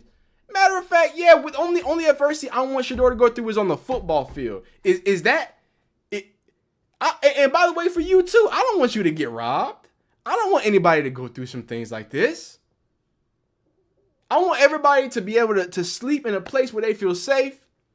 And this goes to the Shedeur haters. Forget Shedeur haters, the Tings haters. If you hate FB Tings, dog, I hope you go to sleep tonight and everything is safe and cool and collective. You wake up tomorrow, we can get back to arguing. I promise. Because that is my thing. There's trolling and then there's evil. There's haha, you're bad at football, and then you just got the sanctity of your home disrespected. You're probably not gonna feel the same no more in that house. They took shit from you. While you were trying to live out your dream, you had one of the worst days possible, one of the worst starts imagined, or one of the worst halves imaginable, not having the reps, not being prepared, however you feel about it, going against one of the scariest blitzing defenses of all time, and them niggas was turning up the heat. Harbaugh sent them dogs at Shedeur, dog. And we're going to get into that too. But the first thing that's on your mind is getting a Shedeur joke on. Hey, I'm just happy that Shedeur is cool. I hope they didn't leave nothing in that house. I hope Shedeur was able to even go to sleep with peace of mind. Because I'm telling you, as somebody who got robbed as a kid, and I didn't even get the worst of it. It wasn't no gunpoint. It wasn't even that crazy. They just took the shit. They took my iPod. I didn't feel comfortable. My other instance of getting robbed is when I lived in Atlanta. You know what I mean? I know I live in Georgia. I'm not gonna dox where I am, but I was in. If anybody knows, because as soon as I say it, y'all gonna be like, "Damn." I lived in East Point. All right, everybody calm down. I did live in East Point at a time. I was, you know what I'm saying? I was hurting for the bread. I was on my grind. I was working. You know, I feel like everybody's got to live in a bad place sometime. But look up East Point. That's right off, Young Thug be talking about Cleveland Ave. Yeah, I'll be, it was, I took two rights and I was right on Cleveland Ave. But that's not the point. This one was on me. I'm a dummy. I left my car unlocked, right? And they just came in, opened the door. They took what they wanted. They closed that door. And I remember I came back. I was getting ready for work. And I was like, damn, I was late for work. And I looked. I was like, because I had a bag. Like, it was like, you have like your work bag ready. I was like, oh, they took that. they took that. It had like extra, extra change of clothes, extra whatever, some snacks. The crazy part, it didn't even really have much in there. I had $150 glasses, in like your sunglasses holder, right? They didn't touch them. They just took my bag and went. I was like, oh, dang, they got me. They got me. And I had a bag of candy in there. All the candy was spilled across the I had candy across my my Prindle, my gear shifter, my everything. That's what made me look. I was like, what? I was like, why I got Laffy Taffy everywhere? No, it was Skittles actually. It was like them little fun size Skittles. But yeah, man, it's not a funny manner to get like I said, robbed. It's not a funny manner to have somebody take something from you. It's not even about the physical thing being lost. It's about somebody disrespecting what you think is safe in a sanctuary, somewhere that you lay your head down, that you're at your most vulnerable. Hey, I'm gonna sleep, I'm gonna knock out, and then I'm gonna wake back up. Hopefully I'm gonna get out today. So I'm done talking about this. I hope we don't have to talk about this. Obviously, if there's an update, we'll talk about it. But other than that, it is what it is. It's a very, very bad situation for my guy Shedeur. Now, do your thing, young brother. I'll ride with you and G. Hey, CB, appreciate you. Deontay, what's happening? He said, Atlanta, the only city I ever lived in where the hood is single family homes. You not lying. Okay, I'm going to give you a little bit of Tings lore. Can I give y'all some Tings lore? If I'm being honest with you, because I definitely, is your thing DG sent people to rob anyone? You're the clown, not me, bud. Wait, what? Did I say that? Some of the best defense in the league. I'm a Ravens fan, and our defense is some of the worst in the league. Do you think a defense with Kyle Hamilton, Nate Wiggins, Malachi Starks, Roquan Smith, you think that's one of the oh man, oh god. If you think DG sent people to rob anyone, when did I say that? Hey, when did I say DG? See, and this is what I mean by Shedeur haters. Maybe you're just a Tings hater. Y'all just be making stuff up. Y'all can hate me and my takes. Y'all can hate Shedeur. Y'all ain't gotta make stuff up. I promise you. I say enough stupid shit for y'all to just make fun of. Y'all ain't gotta. Y'all don't have to say, well, if you think, dog. Come on, man. Not the fun size Skittles. They went too. They did go one too far. Man, I lost $100. Shout out to C. Anderson. I had a diamond ring stolen by a friend, and it's a violation of safety. It's a violation of peace for sure. They fighting in the chat things. They're fighting. Oh, okay. Oh, well, y'all go fight somewhere else, man. Come on, we trying to keep it positive around here. Deontay, Cleveland Ave. Yeah, Ola, it is called Cleveland Ave. This year has been truly harsh to Shedeur Sanders and his family, but nothing stays in forever. What's it called? Oh, y'all really getting after it in the comments on the vertical. Hey, the vertical stream, they going crazy in the vertical stream chat. Let me say this because you made a great comment. Was it Bio Luwadif? I don't know why they put the X. It makes me hard to say it. Let me know what you want me to call you. But shout out to you, Deontay. Shout out to you, CB, again for the 999. Thank you so much. Ride with me and G. G goes crazy. You know what he do. Everybody know what he do. My boss just texted me, said I got to ease up on the profanity. So I'm gonna scale it back. But I'm gonna give you a little bit of Tings lore. But before I give you before I give you the Tings lore, what I wanted to tell you is you made a great point. You said it's been an awful year. You know, a lot of people, and again, because people aren't consistent. When people set narratives, they set them. When somebody has an agenda or a narrative, they're banking on you not knowing all the information, right? That's the beauty of having a narrative, an agenda, is that you can present this to somebody who is looking for the information. Oh, I've never heard of the Shedeur, blah, blah, blah. Oh, this happened, that happened, this happened. So when someone like Peter Schrager, right? When someone like Anthony Lima, right? When someone like, I think even Darryl Reuter has kind of, Sorry. Oh my goodness. Sorry. I was being attacked. When people parrot this idea that, actually, because remember, some people try to say, Shedeur dropped because he's bad at football. Other people say, actually, Shedeur's fall in the draft actually had to do with him not having traditional what's it called? Brett Collerman. That's who said a traditional agent. And what made me very upset, and this is the disingenuous part, is they're acting like they don't know who was representing Shedeur Sanders. So Brett Collerman, when you went and you made that, and I made a video about that, it was back in the Ravens, Eagles, obviously when that reported came out, hey, I don't want to be a part of the Ravens, yada, yada, yada. Hey, Dion confirmed it too. Hey, I handed, in the video when he's talking to him, it was in New Heights, he says, hey, I handed the phone to Shedeur so he can have that conversation, make the decision. Did y'all not forget that Deion Sanders was his agent? And it's going to get back to the point. Deion Sanders was the agent. So when y'all say, the pre-draft process was bad because of the agent, no, finish it. or you're just being disingenuous. His agent was Deion Sanders. Y'all don't want to say that. I wonder why. I wonder why y'all don't want to point out that his agent was Deion Sanders. That's who was representing him. He again, Deion Sanders even talked about it in the Raiders thing. He didn't directly say it, but first off, we already know that because he's talked about it. But the man who got the call was Deion Sanders. That's how agents. That's how it works. The agent gets the call from the team first.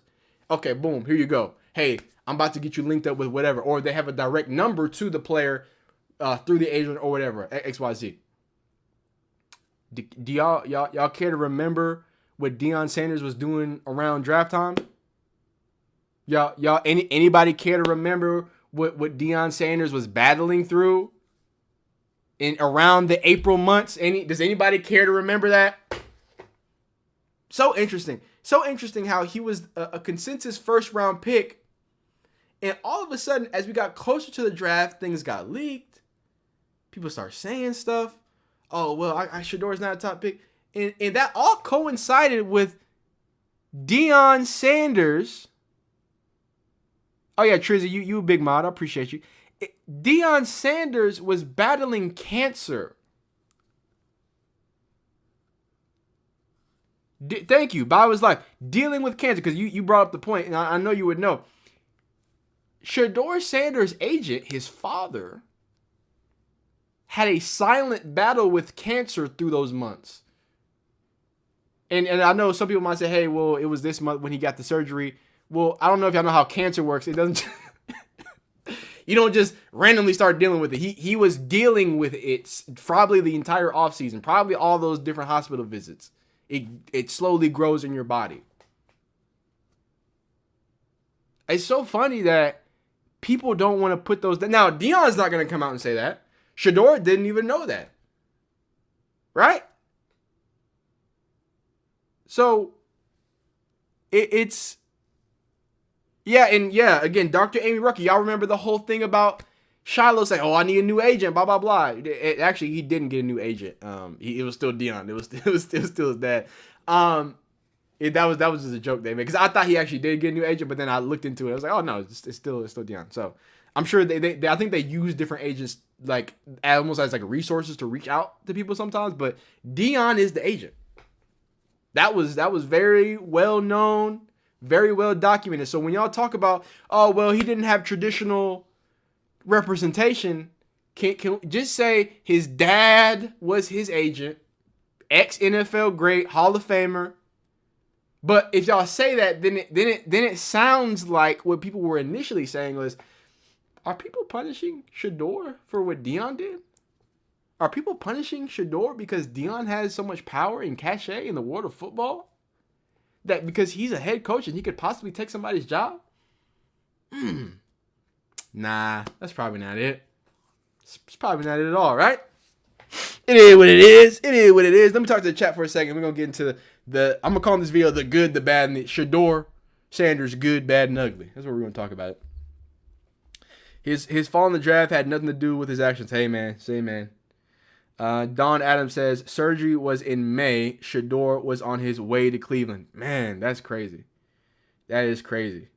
Shedeur is a great player. The reason he fell in the draft was what he said to Brian Daboll and things like that. Well, Brian Daboll is unemployed. Also, Deion thinking he's above the NFL for saying these are the teams he won't play for Shedeur. See, SV talk. See, and that's I appreciate somebody who exposes themselves. And I'm not saying this in a bad way, but you just said it. You just said it. The reason he fell in the draft was Brian Daboll, or not Brian Daboll, because we've already showed you that Brian Daboll's a liar. So that's tough. That's tough. They leak us all about Brian Daboll too. So, but then you said, hey, should Deion thinking he's above the NFL?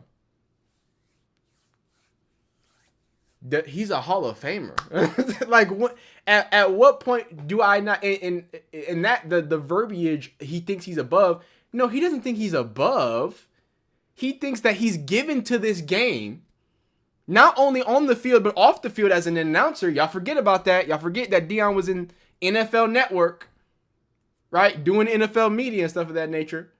So he's given to the NFL as one of the greatest athletes. He's given his body his toes, the blood clots to the NFL, so much that he's been recognized as a Hall of Famer.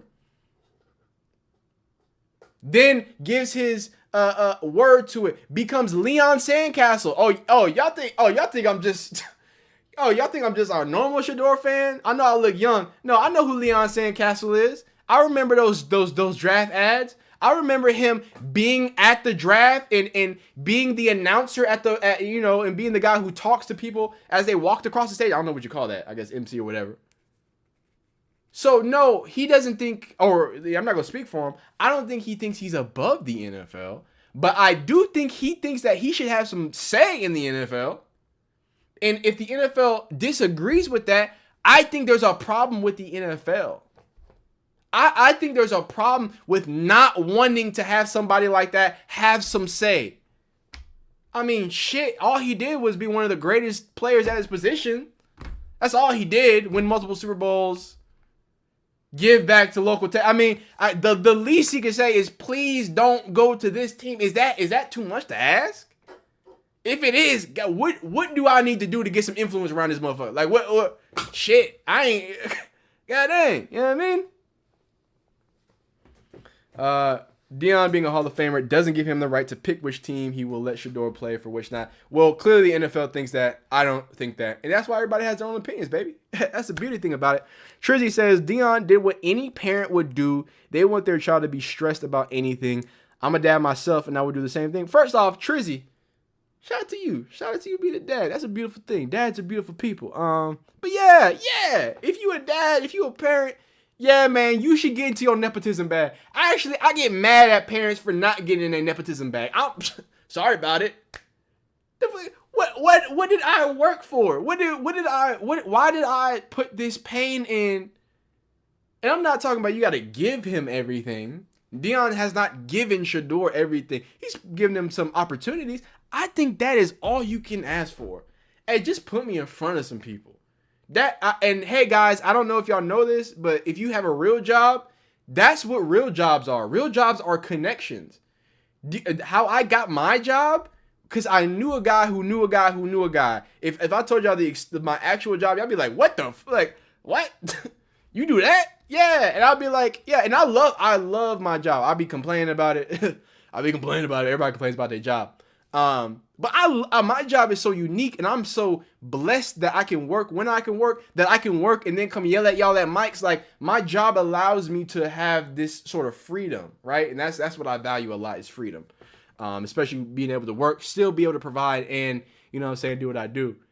So it just boggles me that we try to act like nepotism, like only form of nepotism, like if you know him and it's nepotism, it's bad. Dog, the best work, try to go on Indeed and get a job right now. I dare you. Go ahead and go on Indeed, go on LinkedIn, tell me if you're gonna get a job. You ever heard of your network is your net worth? I don't mean to be corny, but that's the name of the game, baby. That's the name of the game. You better be talking to your rich friend to get you a nice job. That's how the game is played. But it is what it is. Deontay said, if Peyton and Eli bum-ass father could pull rank on Eli, why the F couldn't the greatest cornerback do so? That right there. And in no disrespect to, I think his name's Archie. What's I forgot the big Manning, the older Manning. He was in his own rights a legendary player in the league. He wasn't no Deion Sanders, dog. Like, he wasn't no Deion Sanders. Like, if he can do that, why can't I do that? You feel me? Well Off Media, the oldest daughter has an agent company. Boom, there you go. And he was a sports analyst for many years. This man has way more experience than not. Thank you, Manning can do it, but Sanders can. Hey, man, Tings is fed up tonight. I do be getting fed up from time to time, man. Nisa. Nisa. Hey, there you go. Manning. Caleb Williams' father. Roma Dunze's father. OBJ's father. Hey, Deion, y'all better hope Deion don't put no film together. Stop cussing. My fault. Anderson, you're right. You're my fault. Wait, did I cuss right there? I think it just slipped out. My fault. Remember to curtail the cursing. Personally, I like some curse words in my viewing. Okay. It's a parent's duty. My fault. Arnie. Okay. Hey man, let's chill on the bickering back and forth in the vertical chat, man. I know the horizontal chat, everybody just chilling, everybody just vibing, everybody's like, hey yeah, everybody they talking back to each other. I see Deontay and Trizzy, they be like, hey, I see you. The vertical chat, they fighting wars over there, man. Y'all gotta chill out. Nisa, do what you need to do, all right? Nisa, do what you need to do. But yeah, Caleb Williams' father, Roma Dunze's father, OBJ's father. I mean, you know what I'm saying. You know what I'm saying. Sup? Shedeur look good. Okay. Trill says Shedeur look good. You know, I've been doing a lot of yapping. So let's talk about if Shedeur looked good and looked bad, right? Let's get into it. And then I'm going to talk to the chat again, right? We all know what happened on Sunday. Shedeur Sanders was thrown into a situation, whether you think it's right, wrong, left, or right. The results are the results. And I gave it a day. I gave it 2 days. I let people get some takes off, get some things. And there's a lot of hate out there. There's a lot of people who are crowning Shedeur as an awful quarterback. But I wanted to wait just a little bit longer because I knew there was going to be not just positive, but reality, right? The reality is, look, Shedeur didn't have a great day at the office. But if you're going to look me in the eye and tell me that it was all on him, that he failed this team, maybe you haven't been watching football long enough, and you damn sure haven't been watching Browns football long enough, right? So we're going to listen to a few things. We got Chase Daniel, and this was like the backup quarterbacks united and came together and kind of talked about the whole rep situation, right? Obviously, we've been talking about how he didn't have the first team reps. Some of the backup quarterbacks disagree, but also Chase Daniels is going to, again, I don't know nothing about nothing. I'm a big four-headed dude. The former NFL player is going to walk through some of these plays and tell you what Shedeur could have done better or what could have been done better as well. We check in with Coach every single time, every week for Dylan Gabriel. We got to do with Shedeur. We'll see what he has to say about it. And don't worry, this is not about Anthony Lima. This is former NFL quarterback, former Browns quarterback, Brian Hoyer, speaking on the reps. Let's start right here. You know what I'm saying? Everybody had a lot to say about reps and who should get reps and why should get reps.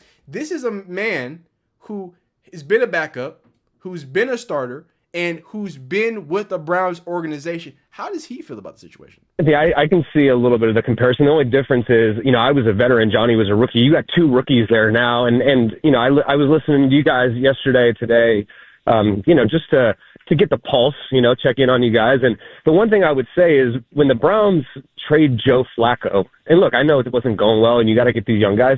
You now have two guys this is their first time going through the NFL, and they don't have anyone to lean on, right? And so this isn't a situation where Joe Flacco's the starting quarterback as a veteran, which allows a rookie backup to maybe get some more reps in practice, right? Joe Flacco's 41. He doesn't need every single rep. So whoever that rookie backup is going to get a little more practice time. I think the biggest thing that I'm taking away from all of this is I'm kind of shocked people don't understand how NFL practices are run and reps are given out, because there is no ones and twos once you get to the regular season, right? There is in training camp.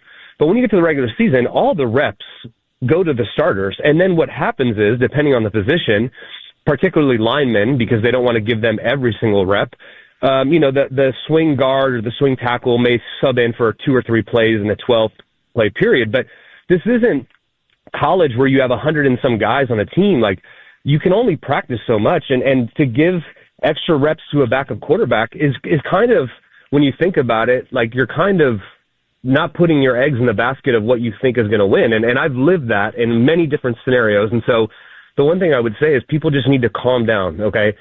Every scenario is different. Every place I've been, there's been times when I was young and I backed up Tom Brady, I got 0 reps. And you would say, well, that's kind of irresponsible. But the reality is, if they even tried to send me in for a rep, Tom would shoo me out of the huddle. He wanted every single rep. Now, when I came back for my second stint, there were days on Wednesday and Thursday where Tom needed to recover, get treatment. I would take the entire practice, and not just the offense. I would do the offense, and then I would go do the scout team. And it was great for me. Other places, when I backed up Mac Jones, I got 0 reps. He was a rookie quarterback. He needed every single rep. When I went out to Indianapolis with Jacoby Brissett, he took every single rep. And so it goes and it varies by place to place and situation by situation. So, I appreciate Brian Hoyer again. He's been a part of the Browns before. He's done some things right, and what I want to say is again, these are quarterbacks. I'm not gonna argue what they know, what they don't know. We're also gonna get into Chase Daniel because Luke McCowan speaks about it. They all have a similar sentiment, and the sentiment has, from what I can surmise, is not getting first team reps as a backup is not common, right? Not getting first team reps as a backup is common, right? That's all cool. That's fine. I think we can all accept that. However, the issue, and Daniel brought this up, because here's what Brian Hoyer, and he said it, not me. Remember, the NFL coach said that different situations are different. Okay? In those situations he described, and again, at this point, Brian Hoyer was a vet, so it's different when he went to his second team. He had already played, he had already started, he already had reps. So you taking mental reps as someone who's already played and been a starter is different than Shedeur Sanders, someone who hasn't taken one reps since he got drafted, right? So as the big-headed, don't know nothing, never played in the NFL, I'm gonna have to concede to the backup quarterbacks, the backup quarterback allegiant. They told us, hey, you're a backup quarterback, you don't get reps. I'm gonna concede that point. Cool. What I'm not gonna concede, because Brian Hoyer, you gave me the ammo, is that situations are situational. Okay? And shout out to Kevin Stefanski. I know this is crazy. I'm saying shout out to Kevin Stefanski for providing Shedeur with the hungry dogs period. I know Shedeur talked about that in his interview as well. But there's nothing that's gonna replicate first team reps, not just first team reps, but being thrown in the fire like he was put in. And Chase Daniel was gonna get into this. And again, we don't have to read this. They all said the same thing. They all said, hey, it would have been nice to get Shedeur reps. However, it's not common for the backup to get reps. But again, guess who did get reps as the backup? Dillon Gabriel. Dillon Gabriel got first team reps when Joe Flacco was there. Dillon Gabriel had gotten first team reps since the preseason. Okay? So and this is where it gets into the dishonest conversation, the disingenuous conversation, you Shedeur fans are so delusional. Nobody said Shedeur Sanders needs to have equal reps as Dillon Gabriel. I haven't heard that. Y'all know I'm a Shedeur Glazer. I have real Shedeur fans. And Deontay says, go find the clip of Debo and Joe Hayden. They said the opposite, and it's common for backups to get reps. Here's what I don't want to do. I don't want to get too many of those, because what I want to do is go to coach. So I feel you, Deontay. You make a good point, and I'm gonna get there. But you're gonna see. We're gonna walk this dog. We're gonna walk this dog. But I know what clip you're talking about. And Debo and them, they be copyrighted, so I gotta be careful too. So. But yes, Debo did say the exact opposite. However, right?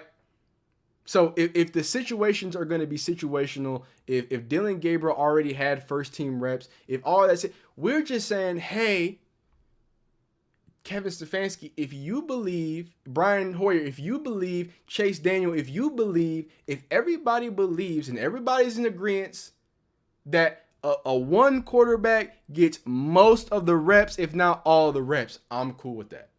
I'm cool with that.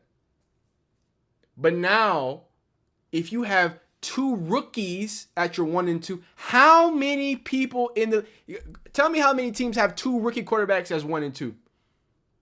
Don't worry, I'll wait. Go ahead. How many teams have rookie quarterbacks as 1 and 2? Brian Hoyer, how many teams have you been on where you were a rookie quarterback backing up a rookie quarterback?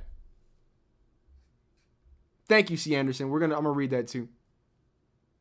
Oh, zero. This is unheard of. Except for what was that? I don't think Kirk Cousins was a rookie, but he was a young player. Kirk Cousins to RG3. Wait. Didn't that? I think that's the last time I can remember two rookie quarterbacks being 1 and 2. Somebody correct me. Somebody correct me. No, nothing. Yep, and we're gonna Cody Kessler has said some positive things too as well about the situation. Shout out to the live chat. My and this is what I'm gonna do to close out, because I have wonderful people in my live chat. They're basically pointing out there's other videos of people going against what Chase Daniel said, going against what Brian Hoyer said, going against. I chose Brian Hoyer because he played for the Browns. I thought it would be the most adept. But the consensus is situations are situational. That's it. That different situations call for different things. When it was Joe Flacco and Dylan Gabriel, hey, Joe Flacco's older. He's a vet. He hadn't been taking first-team reps, so he probably doesn't need as many first-team reps. Why not get Dylan Gabriel ready? Why not make sure he's ready so when he takes over the reins, he's ready to rock and roll? I'm cool there. Everybody's cool? Cool. So when you trade Kenny Pickett, when you trade Joe Flacco, when you know you have a 1 and 2 and the rookie quarter starter, he needs as many first-team reps as possible. Well, yeah, that's why you were giving him first-team reps when Joe Flacco was the starter. That's why you were giving him first-team reps when Kenny Pickett was on the roster. Again, and that goes back to something I said, because I'm recording this in a live stream early in the stream, that the Browns just never had a plan at quarterback. They just never had a consistent plan. That's really that. That's my issue. My issue is not that I think Shedeur was set up for failure. I think any quarterback that plays for Kevin Stefanski and the Browns offense is doomed to fail. Now we're gonna see what Shedeur can do, because I trust in 12 we trust.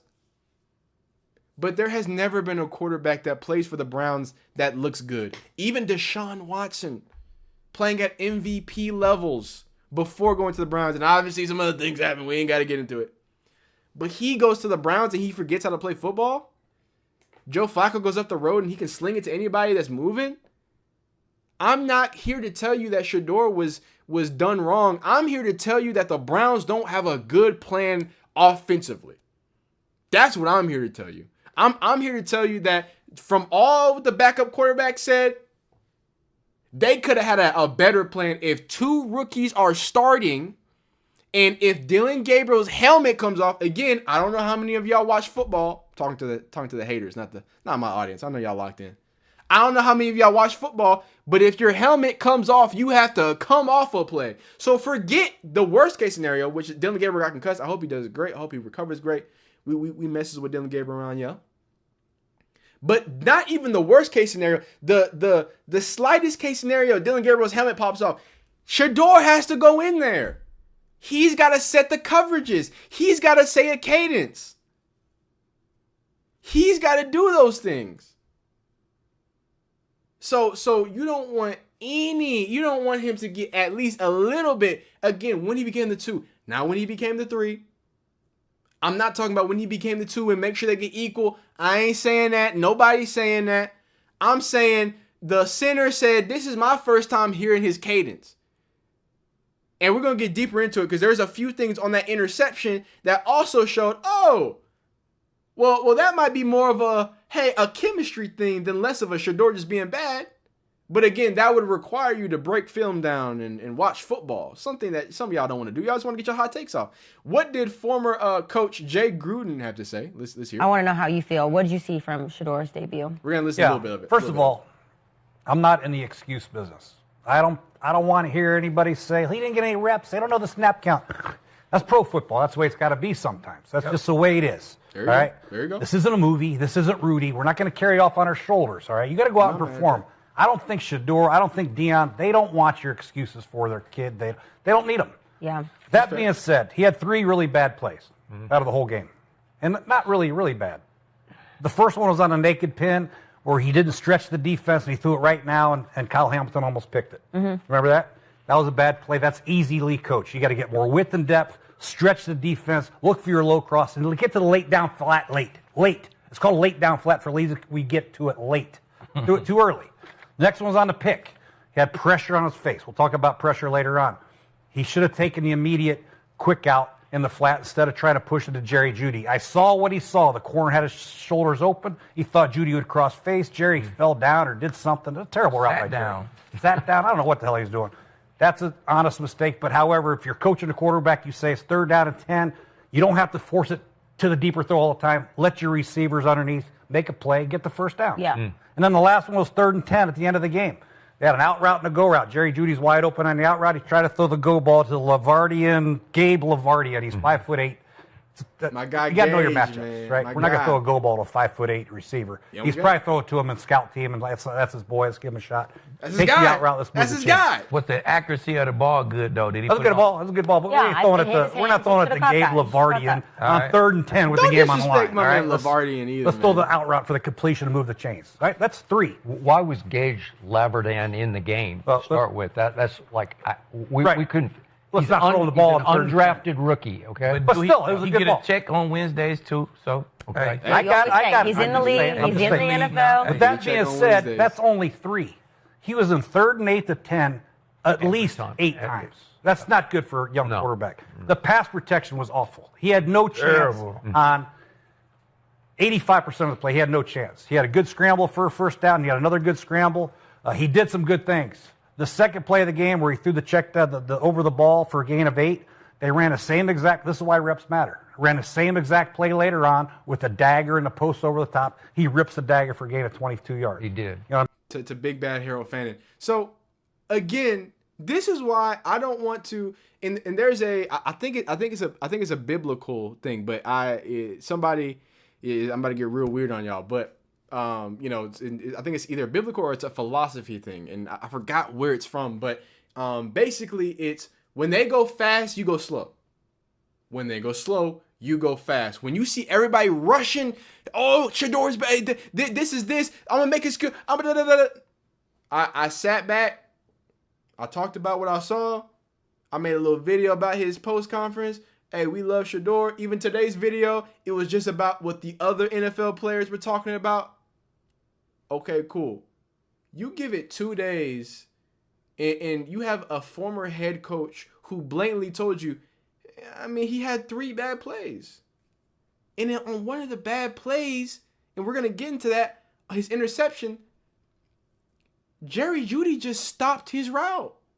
Jerry Jeudy was running a corner, and he sat the corner down. And again, that almost picked by Kyle. That's just bad, sure. Like we gotta agree that's just bad. But I mean, and this was my, again, dude who's played no NFL. I'm just a big foreheaded dude that yells in the mics, right? I was like, man, it definitely looked like he's getting better with reps. It's definitely looking like he's making better decisions. He didn't. I don't know if y'all know. Hey, first few reps, he was doing that thing in college. He was running out the back of the pocket. He was running around. Y'all saw him do that again after that other sack? Nope. In fact, he got an intentional grounding because he wanted to get the ball out. But that's in a one game, not even a full game, 1/2 sample size where he got better and better and better and better. So it's easy just to say the sky's falling. You know, the sky's falling, the wind's coming. Sorry, what's that, Kendrick Lamar? Section 80. But it's another thing to tell the full truth. And the full picture is that Shedeur Sanders has talent. It's apparent that he has talent. People like Jay Gruden, Coach Jay Gruden, they can see it. Again, don't listen to me. Please don't listen to me. I'm a big, stupid dummy who yells into mics. But when the former NFL players are talking, I hope you open your ears. I hope you ingest everything. I hope, because I know for the first few days, hey, man, Twitter was tough for me. I couldn't even open Twitter, man. It was just, and this is why Shedeur Sanders was a 5th round pick. Y'all ain't going to talk about the rotation at offensive tackle. Y'all ain't going to talk about how both of the offensive tackles went out in that same game. Y'all ain't going to talk about that? Okay. Y'all ain't going to talk about, and we love Gage around here. We love Gage. Y'all ain't going to talk about the fact that Gage was the most comfortable receiver that he had out there. Jerry Jeudy has been doing a lot of dropping, and not only dropping, but he just, again, if you watch the football, he sat a route down and probably made Shedeur hesitant to even throw to him again because he can't even trust his body language because he likes to throw with anticipation. Nah, but again, that would require you to watch football. That would require you to open your ears. So let's hear something from our man Chase Daniels, man. And he's going to go right to the pick. I don't think the offensive line played very well. I right don't off the think bat. that the entire team played well. There were some drops, and I just don't think he was ready, and that's completely fine and normal. Yeah, I mean, and that there you go. We've been saying it. I've been saying that I feel bad for Dylan Gabriel. Y'all can't come at me and say, oh, but what about Dylan Gabriel? Go watch the videos. I said, somebody pray for Dylan Gabriel. He shouldn't be in this. No quarterback should be in this situation. But let's hear it. Normal, because he gets 0 reps with the first team. This is crazy. 3rd and 10. My They're bringing God. all sorts of. Did you see Kyle Hamilton smoke? Whoever said that the Baltimore defense is bad, you are disrespecting Kyle Hamilton. Kyle Hamilton can play every position on the football field. He's a psychopath. Pressure. There's so many things wrong here, and a lot of it does not have to do with Shedeur. 75 should eat him. 34 should be on Kyle Van Noy. You should never allow this to happen. Right down the middle. Right? Here's another thing too. There's 3 offensive linemen to block a D tackle. There's 2 offensive linemen, a tight end, and a running back to block 3 Ravens. The biggest thing for backup quarterback. So, and I want to stress on this because a lot of, Monday morning coaches, because people tweeted this picture out and people's immediate response was, well, Shedeur set the protection wrong. And it was funny because, because Chase Daniel, the quarterback who got paid to play quarterback, is saying, oh, that's not Shedeur's fault. Because if and again, I really think some of y'all are just disingenuous when y'all try to do these things. There are core fundamentals of football. There are core fundamental rules of football. One of them from the offensive line is interior threat first. So even if he slid the protection right, and this again, some of y'all don't watch football. If he slid the protection right, he should be hot right here. If the protection is sliding right and, hey, Shedeur messed this up and there's too many people over here, the protection should be sliding right. That means Teller, and look, let's back it up again. Let's back it up. I want to show y'all something. Right? Because he backs it up and goes back again. Right here, like he has pointed out, you immediate in his gap right now. If I'm Shedeur Sanders and I slid the protection in the wrong direction, because the center is going to his right, so I have to assume the protection was slid to his right. Guess what that means, 75? That means you need to go right too. And forget going right, you need to get your immediate pressure. Now, 72 is a tackle, right? 72 is a tackle, so he's looking out here on the outside. What probably should have happened is 75 here. I think that's Batonio. I think a 75 here, and it should be 72 here, right? And idealistically, 72 should get this wider edge or crash in this way where here, 72's here, he's helping, right? And then you have help with the running back. But that's not what happened. I didn't say that. Chase Daniel said that. If I'm sliding right or the wrong direction, because this is what the people on Twitter said. He set the protection. Well, if he set the protection, they didn't listen. They didn't listen. And then on top of that, I told y'all this immediately. And the term hot means you're outnumbered on one side. You're hot. You have somebody, a free rusher. It can come internally. It typically comes from the edge because one of the core fundamentals of offensive lineman is immediate gap. Immediate gap on my right arm. You have to, and another thing is you have to help your interior lineman. And when I say help, you look at 72's right arm. You see how he extends it out here? He's guiding and giving help to his interior player. 75 needs to be feeling this interior right here. But he's so focused on that rusher, he just gets worked. And now they're double teaming because this is a stunt. And that is why he needs to stay tight to 75. He jumps out here expecting an edge rush. It doesn't happen. He tries to chase the stunt. And now you got Jerome Ford praying for life. And again, numbers are everything. 1, 2, 3, 4. 1, 2, 3, 4. You got the numbers. If y'all could just put a hat on a hat and use the numbers, if y'all could let 75 you should feel this stunt. You know that Kyle Hamilton is gone. You didn't want to block him anyway. You need to be back in this gap, left guard. Right? Not letting him come clean through. So I'm not here to not here to make excuses. I'm here to teach y'all about football. I'm here to tell y'all the full picture of football, and it's an ugly ass picture. And for the people who say, well, Dillon Gabriel had this line, first off, he didn't. Both the offensive tackles were hurt. Second off, I've been praying for Dillon Gabriel, yo. That's why they had him out there, because he was more mobile. Maybe he can make up for the terrible offensive line. Now, I want to get to this pick. I want to get to this pick because I think he does a really good job explaining He should not throw this. He should throw the flat route, and you cannot throw interceptions. That's what Coach said, right? Look how many people are up, right?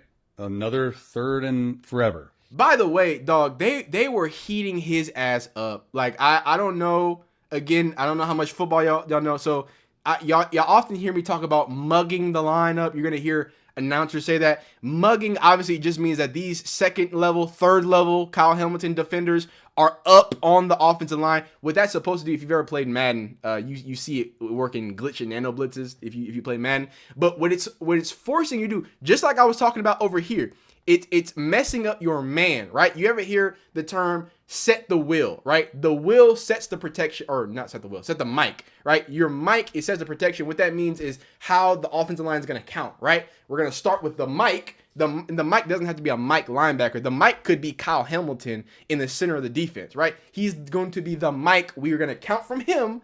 And 1, 2, 3, hey. So, you ever see when the offensive line, they're tapping on each other, they're like, and they're pointing here, hey, here. And then you'll see somebody will back up and they say, hey, check that. Hey, here. Hey, my number 1 is now here. Hey, I'm going to work right here, actually. Oh, that linebacker's walked down. Okay, well, I have immediate pressure on me. Hey, I'm one-on-one right. That's what they're doing. They're talking to each other. Hey, this is what I got. Boom. When you have a mug situation like this, and really it's pretty smart by Baltimore, the reason that they do it, and this is going to get a little technical, is because obviously they like tight end sets and they like these H-back sets. So it gives them a way to match these super tight condensed formations, because if they play this off, instead of being mugged up, it's hypothetically, if they have like a zone drop or if they have a man drop, it gives them better leverage to kind of attack that. But also, it messes up the protection. It gives you a lot to think about. It's supposed to mess with the quarterback and how he sets the protection. Okay, cool. Go ahead. All right, what are they doing? Are they blitzing? Are they not? Now it's a pick stunt and it's an interception, right? It's just people. Look, I get it. Shedeur should not have thrown this. He should have thrown this flat route. I'm just going to be honest with you right there. Throw the flat route. Okay. It's open. Also, this receiver, I'm just going to run it one more time. He's supposed to go out. He doesn't go out. Shedeur is trusting him to go out. The route concept's pretty easy. You want to get on the outside. You never want to lose leverage on the inside. And then you're going to come up here and go in. So you got this and this. It's as simple as that. 1 to 2. First of all, receiver cross face. Like, Shedeur should not have thrown this. Make no doubt about it. However, you're sort of trusting that you're going to get picked up and you are not going to be able to throw this interception. So he should not. So, hey, we all agree interception was really bad. Hey, don't do it, Shedeur, XYZ. But to point out a few things, not only is, and go back, we were talking about this, everybody's mugged up. This is, I don't know if you can see all the way on the right side. That's a safety. I think that's Nate Wiggins out there. A safety, a cornerback. I think that's Nate Wiggins out there. So watch what happens. You have 1, 2, 3, 4, 5, 6, 7 people. So 7 people in immediate danger. The offensive linemen have to count all 7. They have to say, hey, or, whoever's setting the protection, because they've got 6, right? They've got 5. I think Njoku might stay in, but they have 5 plus 6. They have 6. So there's 6 people. There's 6 in protection. You got 5 or 7 potentially rushing. Right now, Shedeur is hot. He's hot. This is what I was talking about. You have more defenders than you have blockers. Okay. What are they doing? What immediately happens? And this is what I was telling you. Watch 42. What does he do? He drops, and that gives him better leverage to go here. Roquan Smith drops out, but you do send. Oh my God, this is a crazy blitz. Actually, David Njoku has to stay in too. So they actually have 7 on what is this? 1, 2, 3, 4, 5. So they have 7 on 5. This was that other. It was the other look of that play that we were talking about, where they have a looper. Kyle Hamilton is picking, right? That means he's not actually blitz. He's just taking out a lineman so to create space so somebody can come behind him and get a free hit, right? So that's all that's happening. You're getting a pick from Kyle Hamilton, the best safety in the league at doing that. You get a beautiful stunt, completely unblocked. Ford is lost in the sauce. You have a free rusher. And then to top everything off, I'm not in the excuse-making business. I'm not in the excuse-making business. But if we can see Jerry Jeudy, what is that? I need you to run a corner route, not a curl. Not a curl. You see that your corner has his hips turned to Jerry Jeudy. The leverage is beautiful. If he crosses past his face, Nate Wiggins can't cover while looking behind. He can't see where the ball is because look where his hips are. They're pointed here.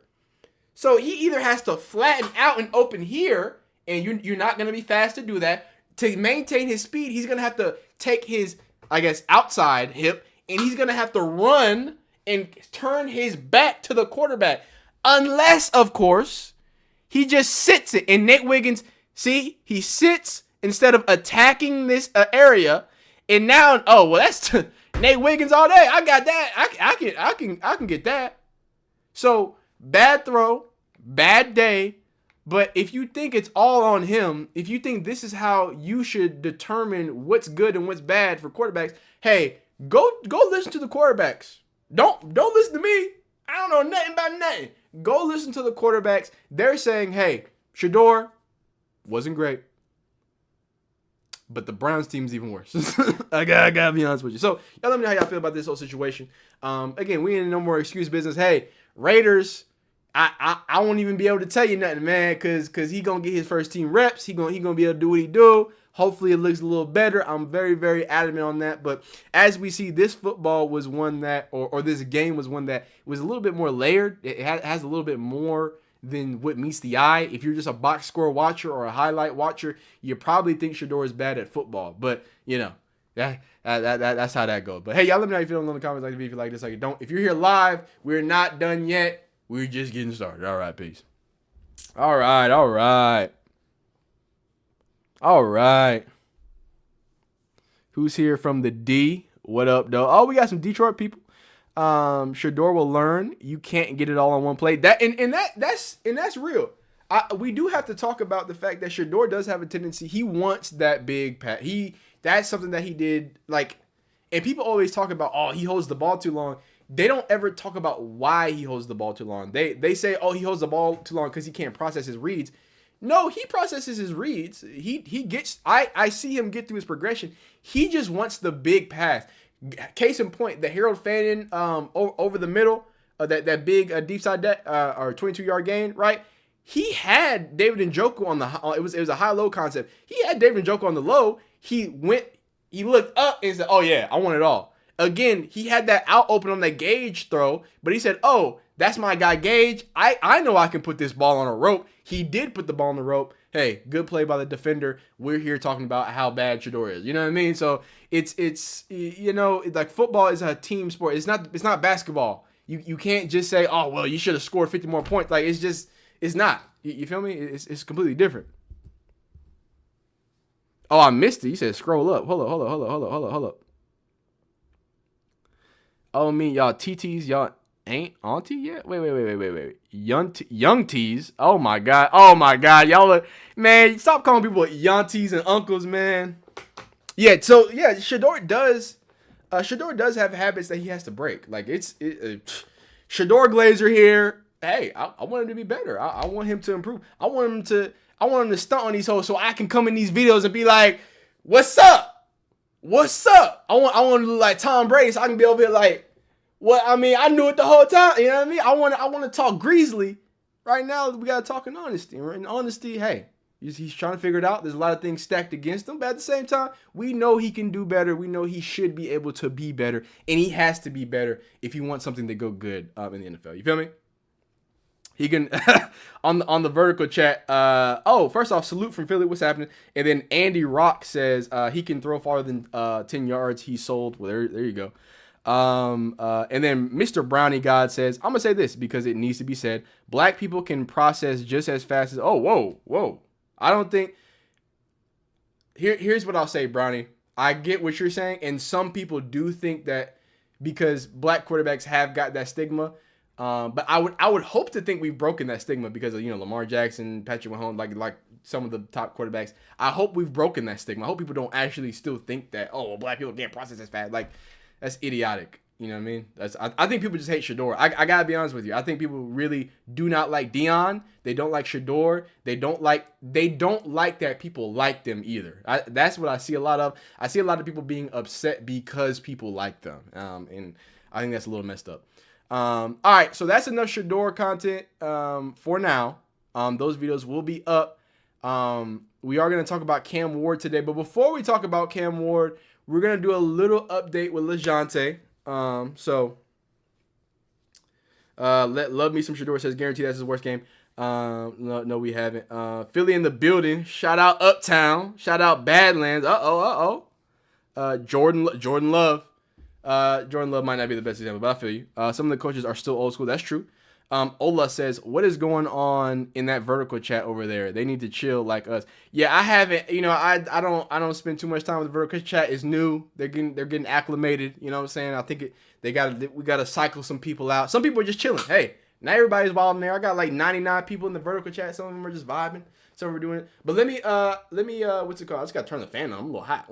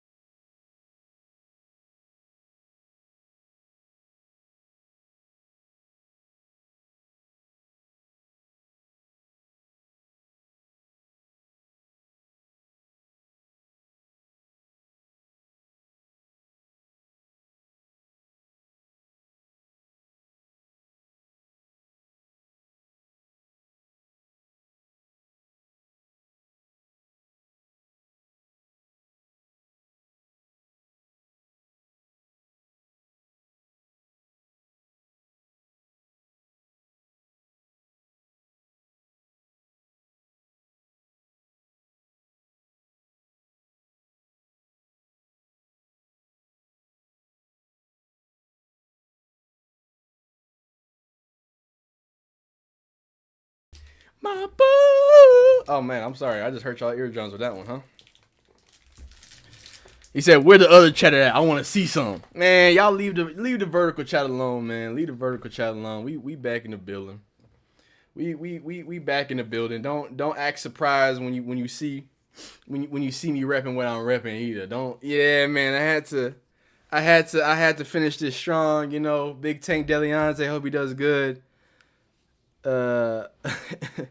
Anderson says, wishing you nothing but health and weather. See, that's why I mess with the horizontal stream, man. Y'all doing nothing but being positive. My boss said that, you know, the vertical or the horizontal stream is very funny, very enticing to her. So good times, good things to see.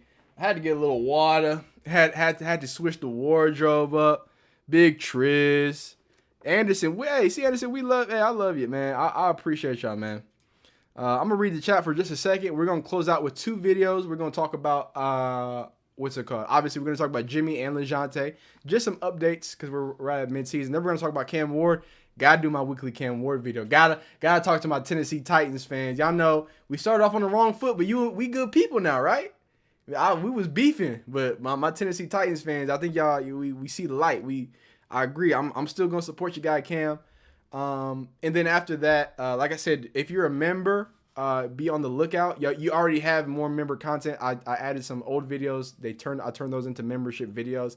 And then on top of that, we will be doing some just highlight reactions.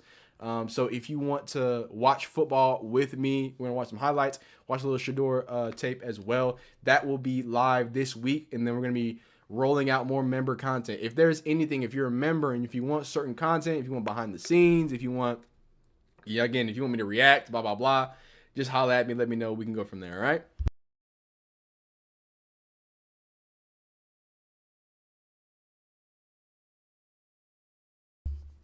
Deontay said, hey, shout out to H-Town. You know, come on, we stays with it. We stays with it. You know what I mean? I'm a fake Houston baby though. I'm Harris County, but you know, I still put on for the put on. Big Triz. Amber says, I'm nosy. Now I want to see it. You want to see what? Excuse me? You want to see what? Okay. Jamar Chase tried to appeal his suspension. It was denied. Vertical chat. I predict 220 yards, 2 touchdowns. You can throw farther than 10 yards. Okay, we've talked about that. All right, cool. Cool beans. Do I sound okay? Am I good? Everything all right? Let me know, chat. We cool. We about to finish off. We trying to find Deontay Lewis a wife in here. Oh, y'all trying to find? Okay. Y'all trying to hunt something down. Hey, my man Deontay. Hey, there's not many people. Can I? Deontay, I don't want to blow your spot up, dog. But can I say something about Deontay? Yo, I don't know how long y'all been here, who has been watching, how long or what, and it don't matter. You part of the audience, you're part of the audience. Deontay has been watching me, and I shout you out like every few streams, Deontay. He's been watching me since I made college football video game videos. Go back, y'all can go look at my channel. Go look, sort by oldest, whatever. You can see I was making college football video game videos, and he was there. And then I switched it up to college football, and he said, "Hey yo, I'm a Buckeyes fan. I saw you putting on for Jeremiah Smith. I'm gonna rock with you, I guess." I was like, "All right, cool." Then I started doing more NIL stuff. And he said, "Hey, I'm gonna rock with you, I guess." And then I started doing the NFL, the Shedeur, the Jimmy, and he said, "Guess what? I'm gonna still rock with you, right?" He a Philly fan, so I started making fun of them Eagles. You know what I mean? I think I gotta do for Deontay. I gotta I gotta change. I mean, just for Deontay, I gotta start adding in a Philadelphia video every week too. You know what I'm saying? Because I like Jalen Hurts. Like I'm a Jalen Hurts defender. I know a lot of people like to make fun of Jalen Hurts. Oh my God, he's not top 5. I like Jalen Hurts. I like the way he carries himself. I like the way he wins football games. Like that's important. And of course his story from Alabama being benched in the national championship, coming back the next year for the SEC championship, helping them win. Like he is. If you like football, you should love the story of Jalen Hurts, right? So that's that. My dog, hey Trizzy, goes hard too, man. Trizzy's been dedicated. Y'all updating profile pictures? Okay. That's what I'm talking about. But yeah, shout out to Deontay. Shout out to all my amazing, what's it called? Oh, Amber says she wants to see the vertical chat. Yeah. Y'all can go over there. Go check it out. It's calmed down now. It had like 100 people, but when I took a break, I think they left. So I think they calmed down a little bit. So it ain't as crazy, man. It ain't as crazy. But all right. So let me give y'all a little update on some of our favorite players.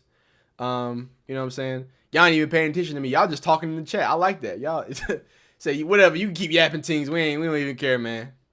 My man Deontay trying to find love in a hopeless place. I feel it. Ain't nothing mad with that. Ain't mad at that. All right, man. Two of my favorite players, former Colorado Buffaloes. Whoa. Can we start this over, please? I'm struggling right now. Two of my favorite former Colorado Buffaloes, Jay Fleazy, Jimmy Horn Jr., and Mr. Lajohntay Wester. They've had some ups and some downs and some lefts and rights in their first NFL career, but I do think that we have to all agree it's a blessing that they're on the team. And not only that they're on the team, but they seemingly are not just important parts of the team, but, they seem to get along very well with their new teammates, and they've been received very well by the media and things like that. So I think they see what we saw in Jimmy Horn and Lajohntay, right? These are hardworking people who love ball, they love the game, and also they pretty funny. They pretty hilarious. They're pretty infectious to be around. I think they're really stand-up people. We know the adversity that Jimmy Horn Jr. has gone through, and Lajohntay Wester has been a bit of a right-hand man, of course, a little bit of a safety blanket and on the field for Shedeur when they were playing in Colorado. So it's great to check in on them to see what they're doing. Now, I will point out, we're going to start with Lajohntay because I've made plenty of Jimmy Horn videos. I feel like I haven't made a Lajohntay video in forever. It's because he's only been doing punt return. Now, something very bad, and everybody was focused on Shedeur's bad day. However, I do want to point out, sadly, Lajohntay did not have a good day against the Browns returning punts either. If y'all were there at my watch along, and no, I'm sorry, I know it's crazy. I told y'all I was gonna not be able to do the watch along the same day Shedeur was gonna be starting. I knew that was gonna happen, but I have some extremely important things to do Sunday, so I can't. I'll react afterwards, and of course, Shedeur stunts on these hoes. But when we were watching this in the stream, if you know, Lajohntay muffed the punt, and we were screaming in the chat like, Lajohntay, no, like not like that. Come on, Lajohntay. So it wasn't the best day for either of these two young men. Now, it's good and dandy to hate into whatever and say, hey, y'all did this, y'all did that. But off the football field, man, that's why y'all are so passionate. That's why we enjoy, Lajohntay, the Shedeurs, the Jimmys. It's not just about the football field. It's what's happening off the field. And I just want to play this video real quick, man. Oh, I guess it's taking me here. It's taking me here. So let me go right here. Reunited, and it feels so good, man. Reunited, and it feels so good. Shedeur Sanders had a really bad day at the office, right? And guess who's right there smiling in his face, all up in his grill? And I know Shedeur probably felt terrible. I mean, you can see it on his face. But I feel a little bit of him like, okay. I feel a little bit of him like, okay. I feel like he was almost about to crack a smile, but he had to hold it back. He said, man, what would you do? Get away from me, man. Get gone from me, man. Why you all up on me? Why you trying to make me smile and happy right now, man? Y'all cannot take me serious as possible. Y'all know I'm a Texas fan. I'm a Texans fan, but I'm a Shedeur fan. I'm a Colorado. Like, I know the Colorado fans, the CU aunties have adopted me into the fold, right? Because I complain enough about Arch anyway that I think I deserve to have a little bit of Colorado fandom. Yo, this makes me emotional. I gotta be honest with you. I gotta be really honest with you. Like, I was looking at this after that awful game, and I felt bad for Shedeur after that. Like, I felt really bad. Like, I think we can all agree on that. It wasn't a good day. But when I saw this, I was like, and I eventually I just saw the picture. I was like, I think everything's gonna be all right, man. I think everything is gonna be just okay when you see that sort of connection right there. It's an absolutely beautiful thing. Now, again, I don't want to point it out too much, but Lajohntay sadly had a muff. Now, some people were saying, because it was a windy day, and people don't want to point that out because, again, no excuse for Shedeur. But it was a windy day. He had to go. Oh, my God. Like, I think he should have. Lajohntay, we got to let some roll. We got to sometimes we just got to let them roll, right? And the Browns get the ball at the 5-yard line. And we ain't going to rub salt into any wounds, but they did not score a touchdown here, which was crazy. But that's the point. The point is that Lajohntay clearly was very happy to be, reunited with his old running mate. Let's hear it. Before the game, there was on the big screen a picture of you and Shedeur, saying that y'all went to college together. How'd you balance, being happy for him making his NFL debut? You made a couple of plays, and then also cheering for your defense. It's real easy. You feel me? It's real easy. I play with the Ravens. He played with the Browns. I could call him after. He trolling. But nah, I play with the Ravens. So when I have a Ravens uniform on, I'm all Raven. When I get home, I shoot him a text and call him. I let him know how proud I am of him. That means something. You know what I mean? Because like the world, the way this stuff works is, and the reason I'm not pointing out Lajohntay's muff because I want to point it out. Actually, I wish we could just bury it under the rug. That never happened. Don't worry. Lajontay's fire. But the reason why I want to point it out is because this is what support is, right? I bet you I don't know what they said. I don't know whatever, but I know he saw his former quarterback looking a little down. I bet he went over there and said, "Hey man, thanks for covering up for that for that muff punt." Like this is brotherhood. This is what that means, right? He said, "Hey, look, I'm a Ravens jersey. I'm trying to make it happen. I'm trying to stay on this 53. I'm trying to elevate, maybe get some wide receiver goals as well." But I gotta be honest with you, man. Just hearing Lajohntay say that he's proud of that young man is great. I know we made a video earlier. I don't know when these videos are coming out. We talked about Dion being excited. We talked about Dion Jr. Bucky being excited. Like guys, I want y'all to know at the core of these young men, whether you think they're nepo babies, whether they think they're this, whether you think Lajohntay is even good at football, these are kids that are living a dream right now. These are our family members that are watching these dreams, watching what these young men have been talking about for a year. Hey, I'm going to be in the NFL. I bet Lajohntay was, hey, I'm going to be in the NFL. He's been telling everybody he could, hey, that's my goal. That's what I'm doing. From FAU to Colorado, now in the league, right? For Shedeur Sanders, from HBCU to Colorado to the league. From Travis, from HBCU to Colorado to the league, right? Jimmy Horn from USF, right, to Colorado to the league. This has been a journey to watch these young men go on and over anything, greater than anything, the thing that will stick with them whenever the football is over, whenever either they got a gold jacket or they picking up a mic because, commentating is what is really they back. Whatever happens, those years at Colorado are undisputed. That brotherhood is undeniable. You can see the way he lights up, right? And I wish they asked Shedeur some Lajohntay questions. That'd be fire. But man, oh man, change the narrative. Does great stuff on Twitter, right? If you're a Colorado fan, you make sure you go check him out, right?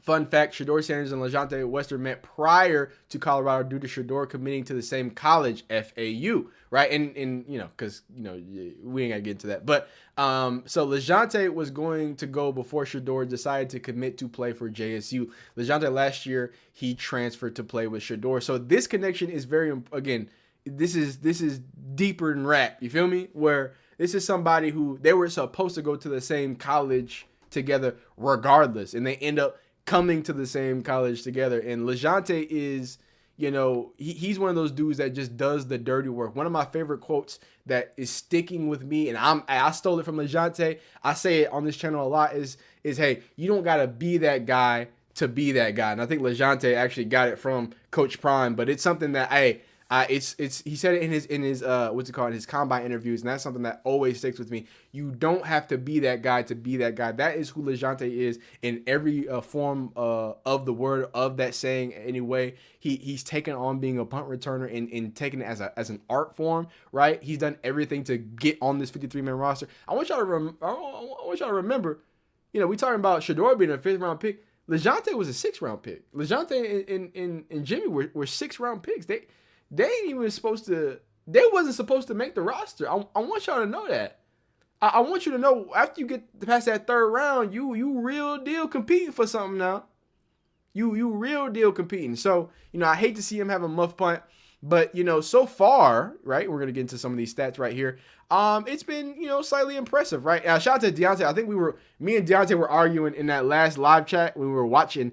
If he was doing kick return, they said they took him off kick return. I thought he didn't do any kick return. But here it is. He actually did. He's only had 4 attempts on kick return, total of 111 yards, 32 yards. So he was in fact doing some kickoff return. I knew he is the number 1 punt return. So he won the punt return. He has 3 fair catches along with 35. He's got 12 attempts, 173 punt yards so far. So nothing remarkable, but at the end of the day, he was, he's still doing. I mean, he's a punt returner, right? You can only hope for consistency. You can only hope for not muffing punts, right? And again, he's a rookie. He's going to struggle and do some things like that. So just happy to see that he is strongly planted, so much so that, again, they're asking him for media and different stuff like that. So that's the only update we have with Lajohntay. He's still a great brother for Shedeur. Obviously still calling him, giving him support in the time that he needs it. And then, hopefully he can kind of get things going. He hasn't gotten any targets on the receiving end, which is kind of sucks, but it's flip-flop because we're about to go to Jimmy Horn. Jimmy Horn has got no burn when it comes to punt return or kick return, which I think is very interesting because I feel like that would be a really good spot for him to kind of grow. But he's been a receiver. So, it's pick your poison. Either you don't get receiving, You don't get receiving reps, or you do get receiving reps. But as we know with Jimmy Horn, he kind of had to he had to work his way to get into the active roster. I think for the first 4 weeks, he wasn't even on the active roster, right? Forget getting targets, right? He just was a healthy scratch. They wouldn't put him on the field. And it seemed like as soon as he got on the field, he was making immediate things happen. I do want to speak about, before we get into some of the stats and facts, you got to understand how Jimmy Horn is being used and understand what the offense thinks that they have in him for them to do that, right? Jimmy Horn Jr. has been used for a lot of end arounds. Now they've handed those end arounds off, and they faked those end arounds a lot. But what I want you to know is Jimmy Horn Jr.'s speed, his twitch, his athleticism is being used to threaten defenses and to stretch defenses. In fact, I believe there was a T-Mac touchdown in this last game against the Patriots where they did that same action. Hey, bring Jimmy Horn Jr. across the formation. We're gonna fake it to him. It's gonna hopefully widen out the defenders, widen out the safeties because they're anticipating an end around, and it hopefully opens up a space for Tedderell McMillan. So as much as the stats probably don't look great, they don't fully exemplify what Jimmy Horn Jr. is being used at, and that's as a weapon in a lot of different ways. He's being used as eye candy. He's being used obviously in the run game, getting those end arounds, and then of course the big fourth down catches. He's got a big 32-yard gain as well on his jacket as well. So it's been a lot of positivity going around. So let's take a peek here. I want to confirm, I don't think Jimmy Horn is on special teams. At least not returning. I didn't see it. I got it pulled up right here. So let me pull it up. Let me pull it up.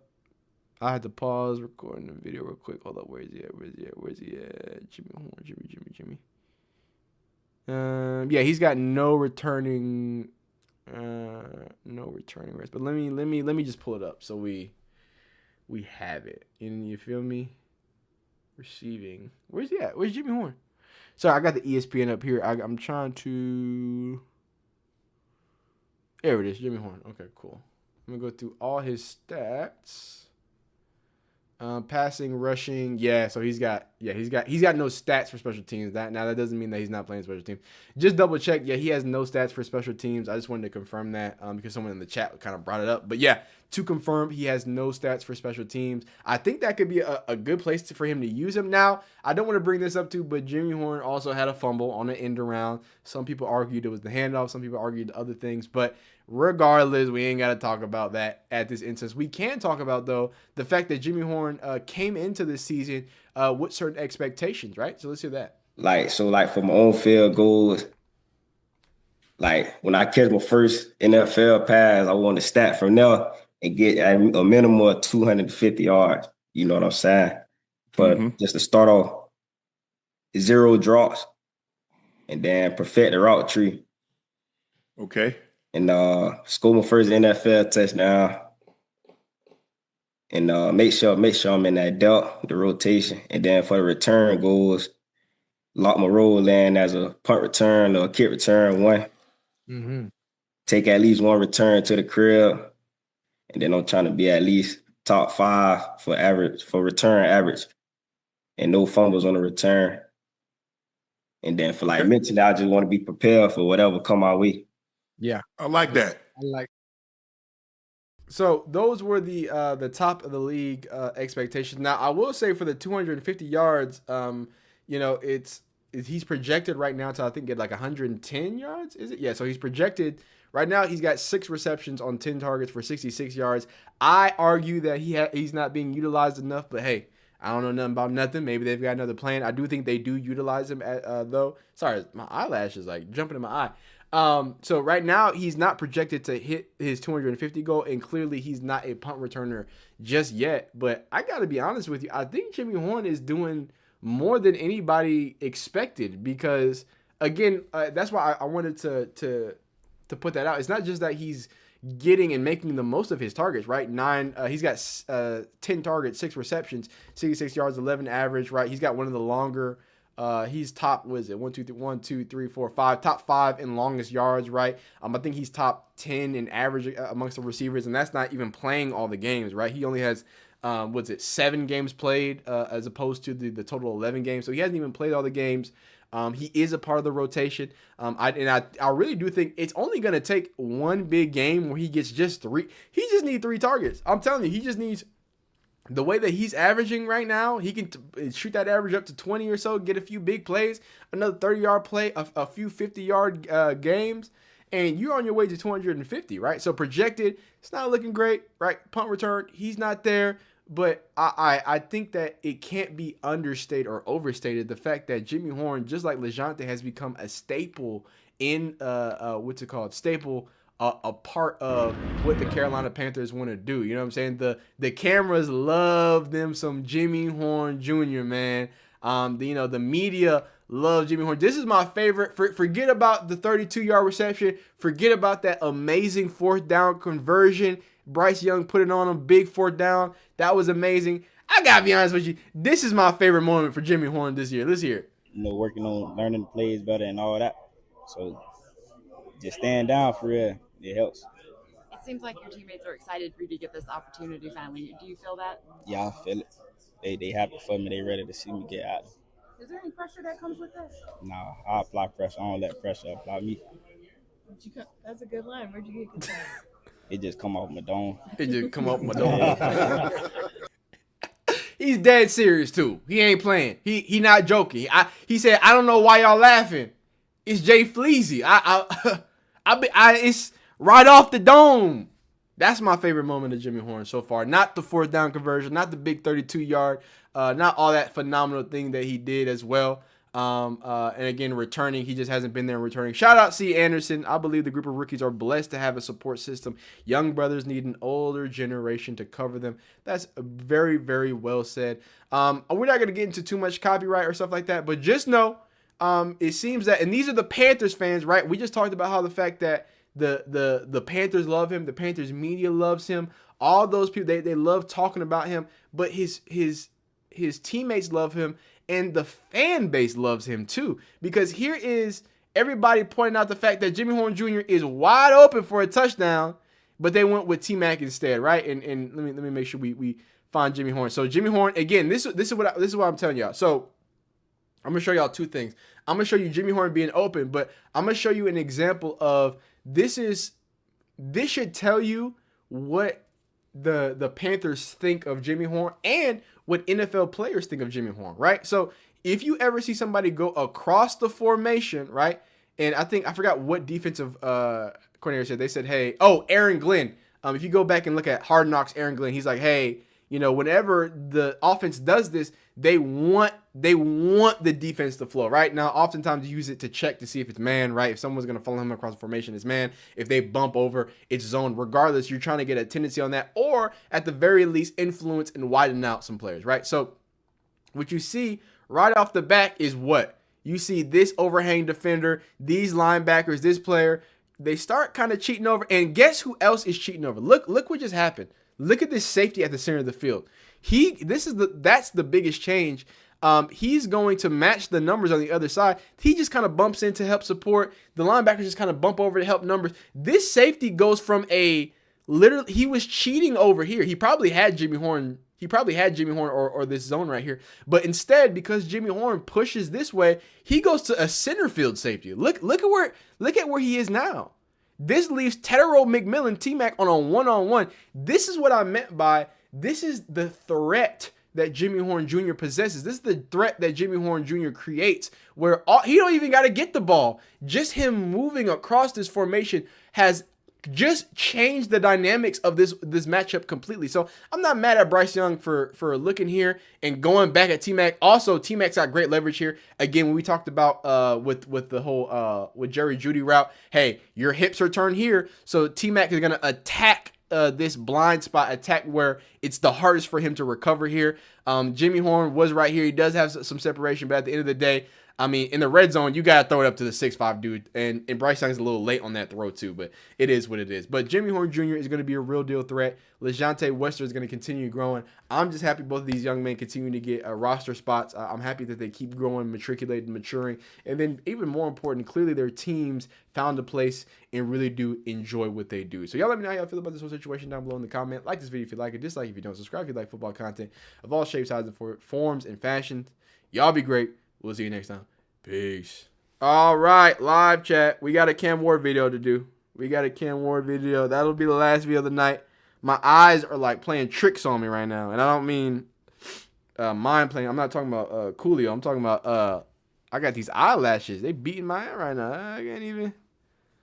I can't even, you know what I mean? Can't even keep my eyes open, man. Let me I just gotta do something really quick. Why is my eye doing all that? My eyelashes. Is there a way to rip your eyelashes out? I know that's probably not healthy, but come on, man. I need something. I can't even see right now. 1 second. I'm not looking at the chat right now, so I'm sorry. I'll be right back. I gotta do something on this computer. Y'all don't know I got my MacBook down. So when I look down, I look at y'all are down here for me. So, what's it called? Here it is. Boom, boom, boom. Hit him with that. Hit him with that yopper. Boom. Turn this on. Okay, cool. All right, cool. We're back in business. All right, let's finish up with Cam Ward. If you're done with the Shedeur Sanders content, I'm not mad at you. I do hope you have a phenomenal day, because we're going to get our Cam Ward glaze on. We're going to have to defend our glorious king, Cam Ward. And then I'm going to, of course, soak in the fact that my Texans beat the Titans. So they're gonna grow back. They're just going to grow back, I hope. Give them to me.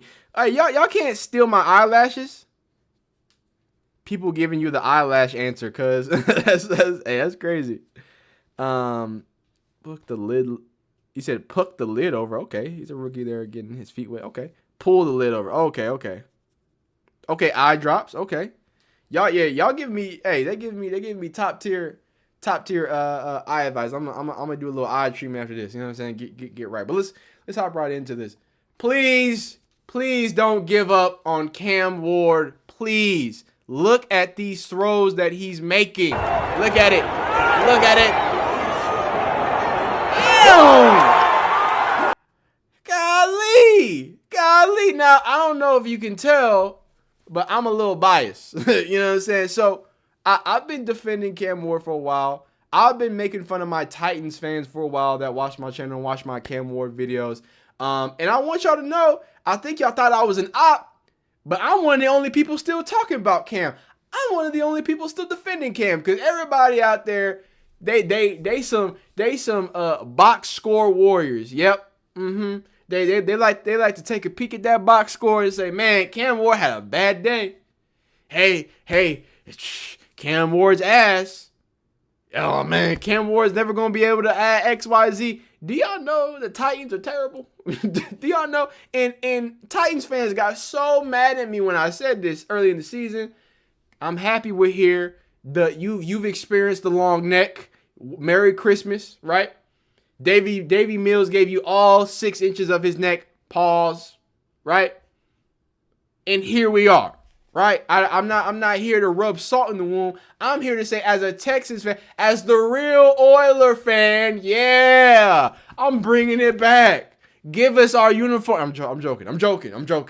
Jeez, y'all be getting mad at me about the uniforms.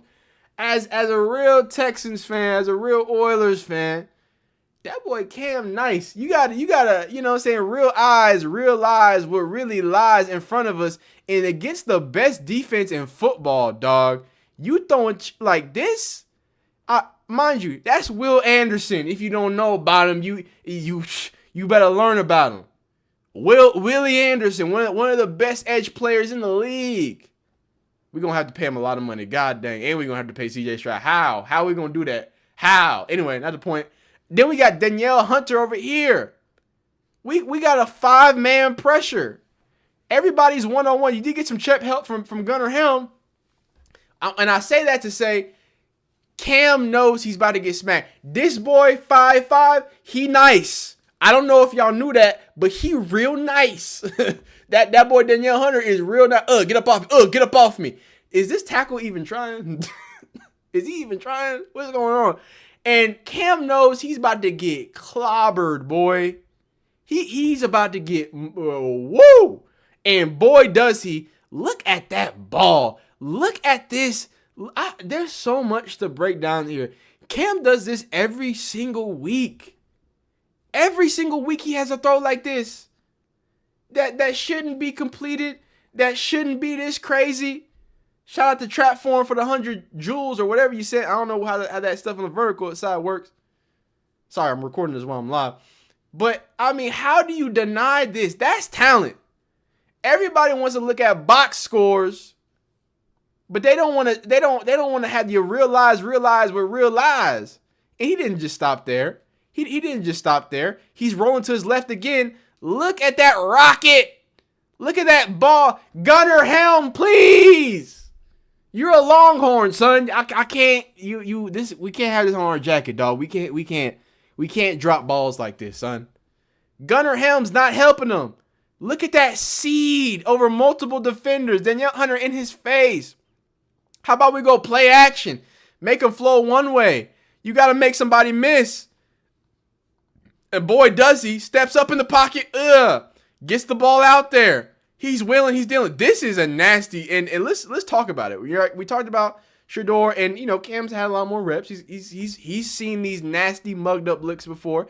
This actually isn't as bad as what Baltimore was sending, but this is still, like I said, condensed formation. Right? With that condensed formation, you've got 1, 2, 3, 4, 5, technically 6. He's a threat, but he's not coming. But this guy's coming. I don't know if you can see, but he's rushing upfield. So you have 6 immediate threats right now. You've got, what is this, 5? You got chip help here, and you got a running back help here. So watch how this unfolds.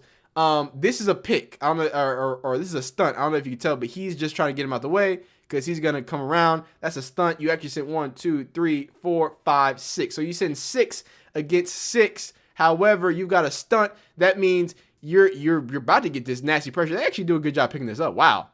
Shout out to the Titans. They look at okay. And I don't want to. For the people who've been watching live, watch the running back do what he's supposed to do. When you have your numbers, this is 3 defenders on 3 blockers, right? Offensive line, running back. Watch what Tajay Spears does. He pushes. He's patient. He keeps his eyes up, and then he gets the stunter. That's how you pick up a stunt. That's a great job. But obviously he's getting internal pressure. The pocket's starting to collapse. He has to get this off. Look at that. Look at that ball. Now we got to catch that. We got to be able to catch that. But my point is Cam Ward is good at football. Cam Ward is great at throwing the football. So when I get into these stats, they not gonna paint Cam Ward in a very good light. I gotta be honest with you. I gotta be truthful with you. I had to show you some eye candy because I ain't got a lot more positive to show you. So here are the last few rookie quarterbacks drafted, the number 1, so the first overall XYZ in the average rank of the defense faced through their first 10 starts. Actually, this is actually a positive stat for Cam Ward. So check this out. Cam Ward has faced the hardest defensive slate by far based on EPA per play, or EPA per pass allowed, in the hardest slate by a smidgen based on passing success rate allowed. Again, my Texans, best defense in the league. I don't know what to tell you. We're the best scoring defense in the league. We got animals. We got Bullock. We got Kamari Lassiter. We got dogs. We got Alshire. Have I told you about Will Anderson? Have I told you about Danielle Hunter? Have I told you about the big sting? Have I? I probably have. We got them dogs, okay? So I gotta be honest with you. This is my most passionate Cam Ward video because I told you Titans fans what was gonna happen. Now we don't look as good as I thought we was gonna look because Davis is hurt. I mean, CJ's hurt. Davis is in, all this other stuff. But I told y'all we was gonna sweep y'all. Now I didn't expect y'all to be this ass. I gotta be honest with y'all. Y'all are painfully terrible. The receivers are not helping Cam Ward. And on top of that, like was just pointed out, he's facing the hardest slate of defenses compared to Caleb Williams, Bryce Young, Trevor Lawrence, Joe Burrow, Kyler Murray, and even Baker Mayfield. The defense he's facing are harder in multiple categories, and he's still clawing his way to try to find some sort of success. Now, again, this is where it gets a little ugly, right? The Titans have entered Dayton Triangle conversations, right? The most consecutive games with fewer touchdowns than opponent, right? So the Chicago Cardinals from 1942 to 45 had or hold the record for 19. The Tampa Bay Buccaneers, the creamsicle Tampa Bay Buccaneers, this is 76 to 77, right? And then the Daytona Triangles of 1927 to 1929. I don't even know if these are real teams. I think they just made these up on Madden. I got to be honest with you. And then Tennessee Titans active right now, 14 consecutive games with fewer touchdowns than the opponent. So it really paints an idea that this offense is terrible. Now, shout out Drake May. This is a quarterback efficiency chart, right? You've got completion percentage above expected. And we look at this chart, I think, every single week. And then we have EPA per play, right? Now, Dylan Gabriel, shout out to you. Yeah, at least you're on the line, buddy. That's not bad, because you could be over here with Cam Ward, right? So his completion percentage above expected is higher than Dylan Gabriel and JJ McCartney, but his EPA per play on pass rushes and everything else is still pretty bad. And you got and I want to point something out. On our channel, we talk about Dylan Gabriel, we talk about Shedeur, we talk about Cam Ward. You know who I'm finna get in his ass? Pause. Is JJ McCartney. Or 9. Yeah, that's what happens when you give yourself a nickname. You start playing like garbanzo beans. Absolute arse. Terrible. Not good. So JJ McCartney is the real litmus test of how terrible you are, because he is awful. So before you talk about Cam Ward, before you talk about, don't even come at me with Dylan Gabriel is bad unless you say JJ McCartney is worse. Please. Is it McCartney like Paul McCartney? I don't know. McCarthy? I'm not going for the hearth. Anyway, so that's where Cam Ward is. Not great statistically. Titans rookie Cam Ward completed the longest air distance of his, short so far, career against the Texans on a 39-yard pass to Chig Okonkwo that traveled 50 yards in the air. This pass right here was his longest air yard completion, and this thing went 50 yards. 50 air yards. Woo-hoo! That's a ball, ladies and gentlemen. That is an absolute ball. More pretty bad stats, though, for the Titans. This season, the Titans are the only team without an opening drive touchdown. Now, y'all know me. I'm a Cam Ward apologist, so I don't really think that this is a Cam Ward problem. I think this is a team that is picking number 1 overall problem, right? There's a reason they pick number 1 overall. They're probably not going to have the best help, especially when it comes to the wide receivers. And somehow Xavier Restrepo, his guy from Miami, is still not getting any chances. But let's hear, we listen to this guy. This guy's name is Jared Stillman. I think, he gives a good little take on the Titans. He's pretty impassioned, and I think he's tired of the way the offense has been performing as of late. Let's hear it. So we can love all these things they tell us about Cam, but that's great. But does he have the ability to fix his mechanics so that he can be a somewhat consistently accurate passer? Because while, again, he hit that ball down the sideline yesterday to Chig Okonkwo, and that was a beautiful throw down the field to hit Chig Okonkwo, he also threw a check down yesterday 3 yards behind Tajay Spears. How can you be a quarterback in the NFL and not be able to accurately hit a running back coming out of the backfield? I'm sorry, I had to pause the video because Trizzy and Deontay are arguing over Joe Burrow being overrated, and that is beautiful. I'm not even gonna say nothing. That's hilarious. They said Joe Burrow was the. I want to argue with y'all, but I gotta finish this video. I want to argue with y'all, but I gotta finish this video. Hold on. God dang it, that's a good combo. I don't understand it. So when it comes to Cam, and everybody talks about how, oh, he's such a leader. He's so tough. Oh, man, he's been through it all. Oh, man, he's got the right attitude. He wakes up at 5 a.m. That's great. But he can't throw the ball accurately consistently to a running back coming out of the backfield. He misses wide open receivers on a consistent basis every single game. Does he have the ability to fix his mechanics? You tell me about all the hero worship stuff. And I'm talking about the actual football skills that matter. You know, accuracy, that matters. So, and we talked about this last week. This guy has been pretty fed up with Cam Ward, pretty fed up with some things. And you know what I'm saying? And to rebuttal, but what about aura? You know what I'm saying? Like what about sidearm throws though? Have you ever thought about that, buddy? Have you ever thought about forget all them checkdowns. How about let's watch some entertaining football? And I'm mostly joking. I'm joking. I get what he's trying to say, right? As a young player, and especially someone of Cam Ward's skill set, he does make high level throws. And I've said this about Cam Ward since he's been at Miami. Again, I don't know how long you've been watching. But I've been enamored with Cam Ward since he was at Miami because he plays some of the most entertaining football you will ever watch. I say this every single Cam Ward video. I sound like a broken record. ACC Network, go watch the Miami games. I would tell you one, just pick one. Just pick one that's not Georgia. Well, Georgia Tech's a good one too. Just the ones that they weren't blowing them out, right? I think Florida, they blew them out. But Florida has some crazy throws.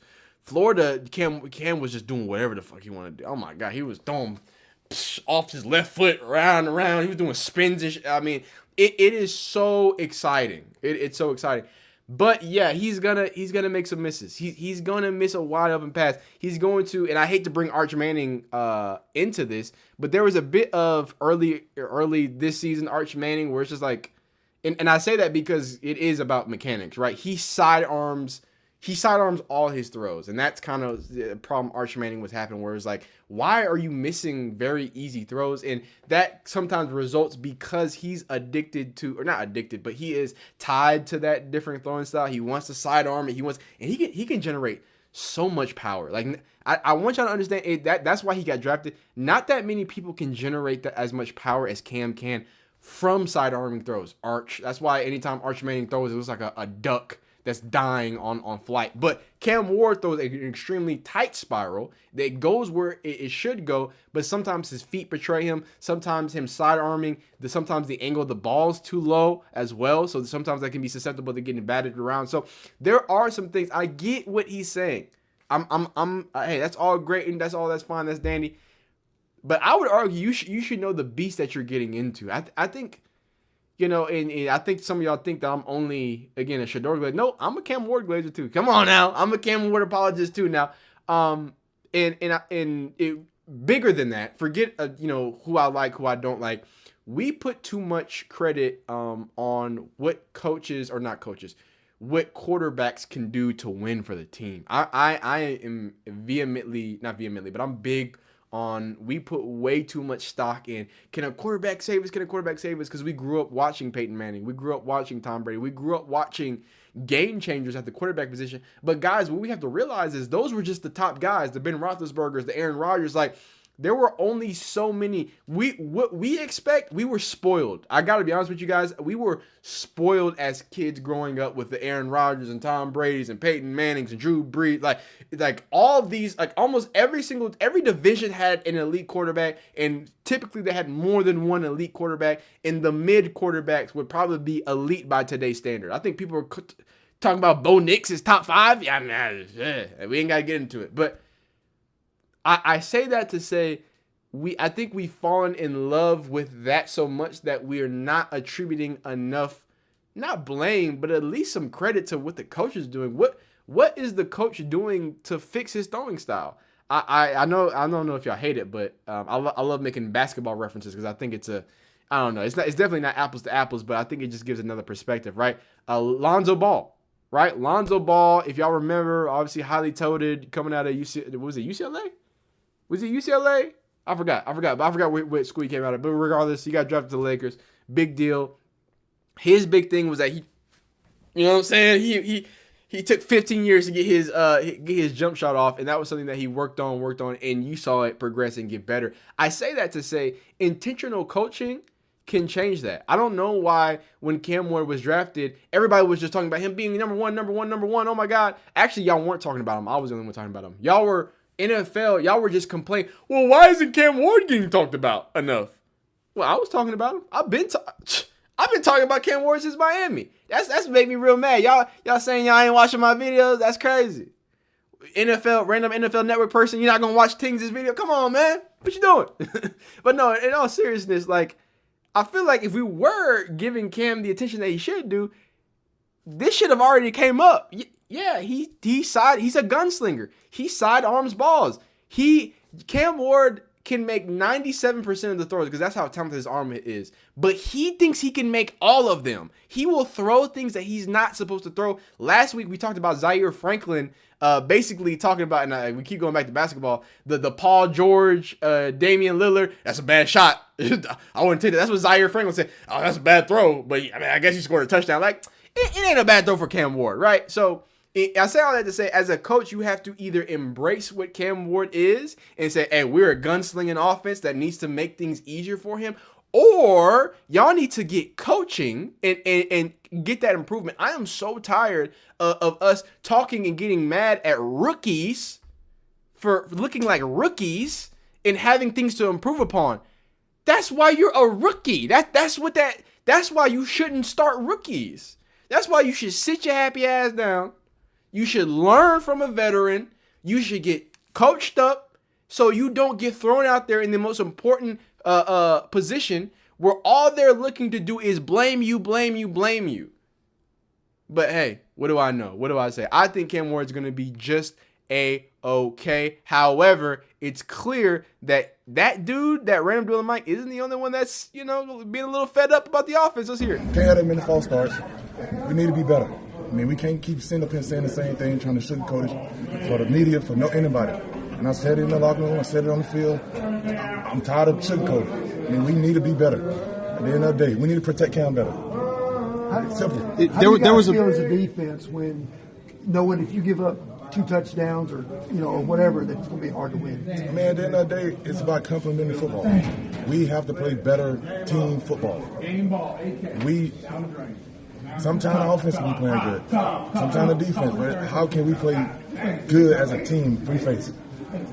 So, and shout out to Jeffrey Simmons, right? Been a leader. Obviously, Jeffrey Simmons and Cam Ward got into it a few times, obviously just in competitive ways. But, the boiling point has been reached at this point. I just ask you, and that's probably going to be the title of this video, please don't give up on Cam Ward.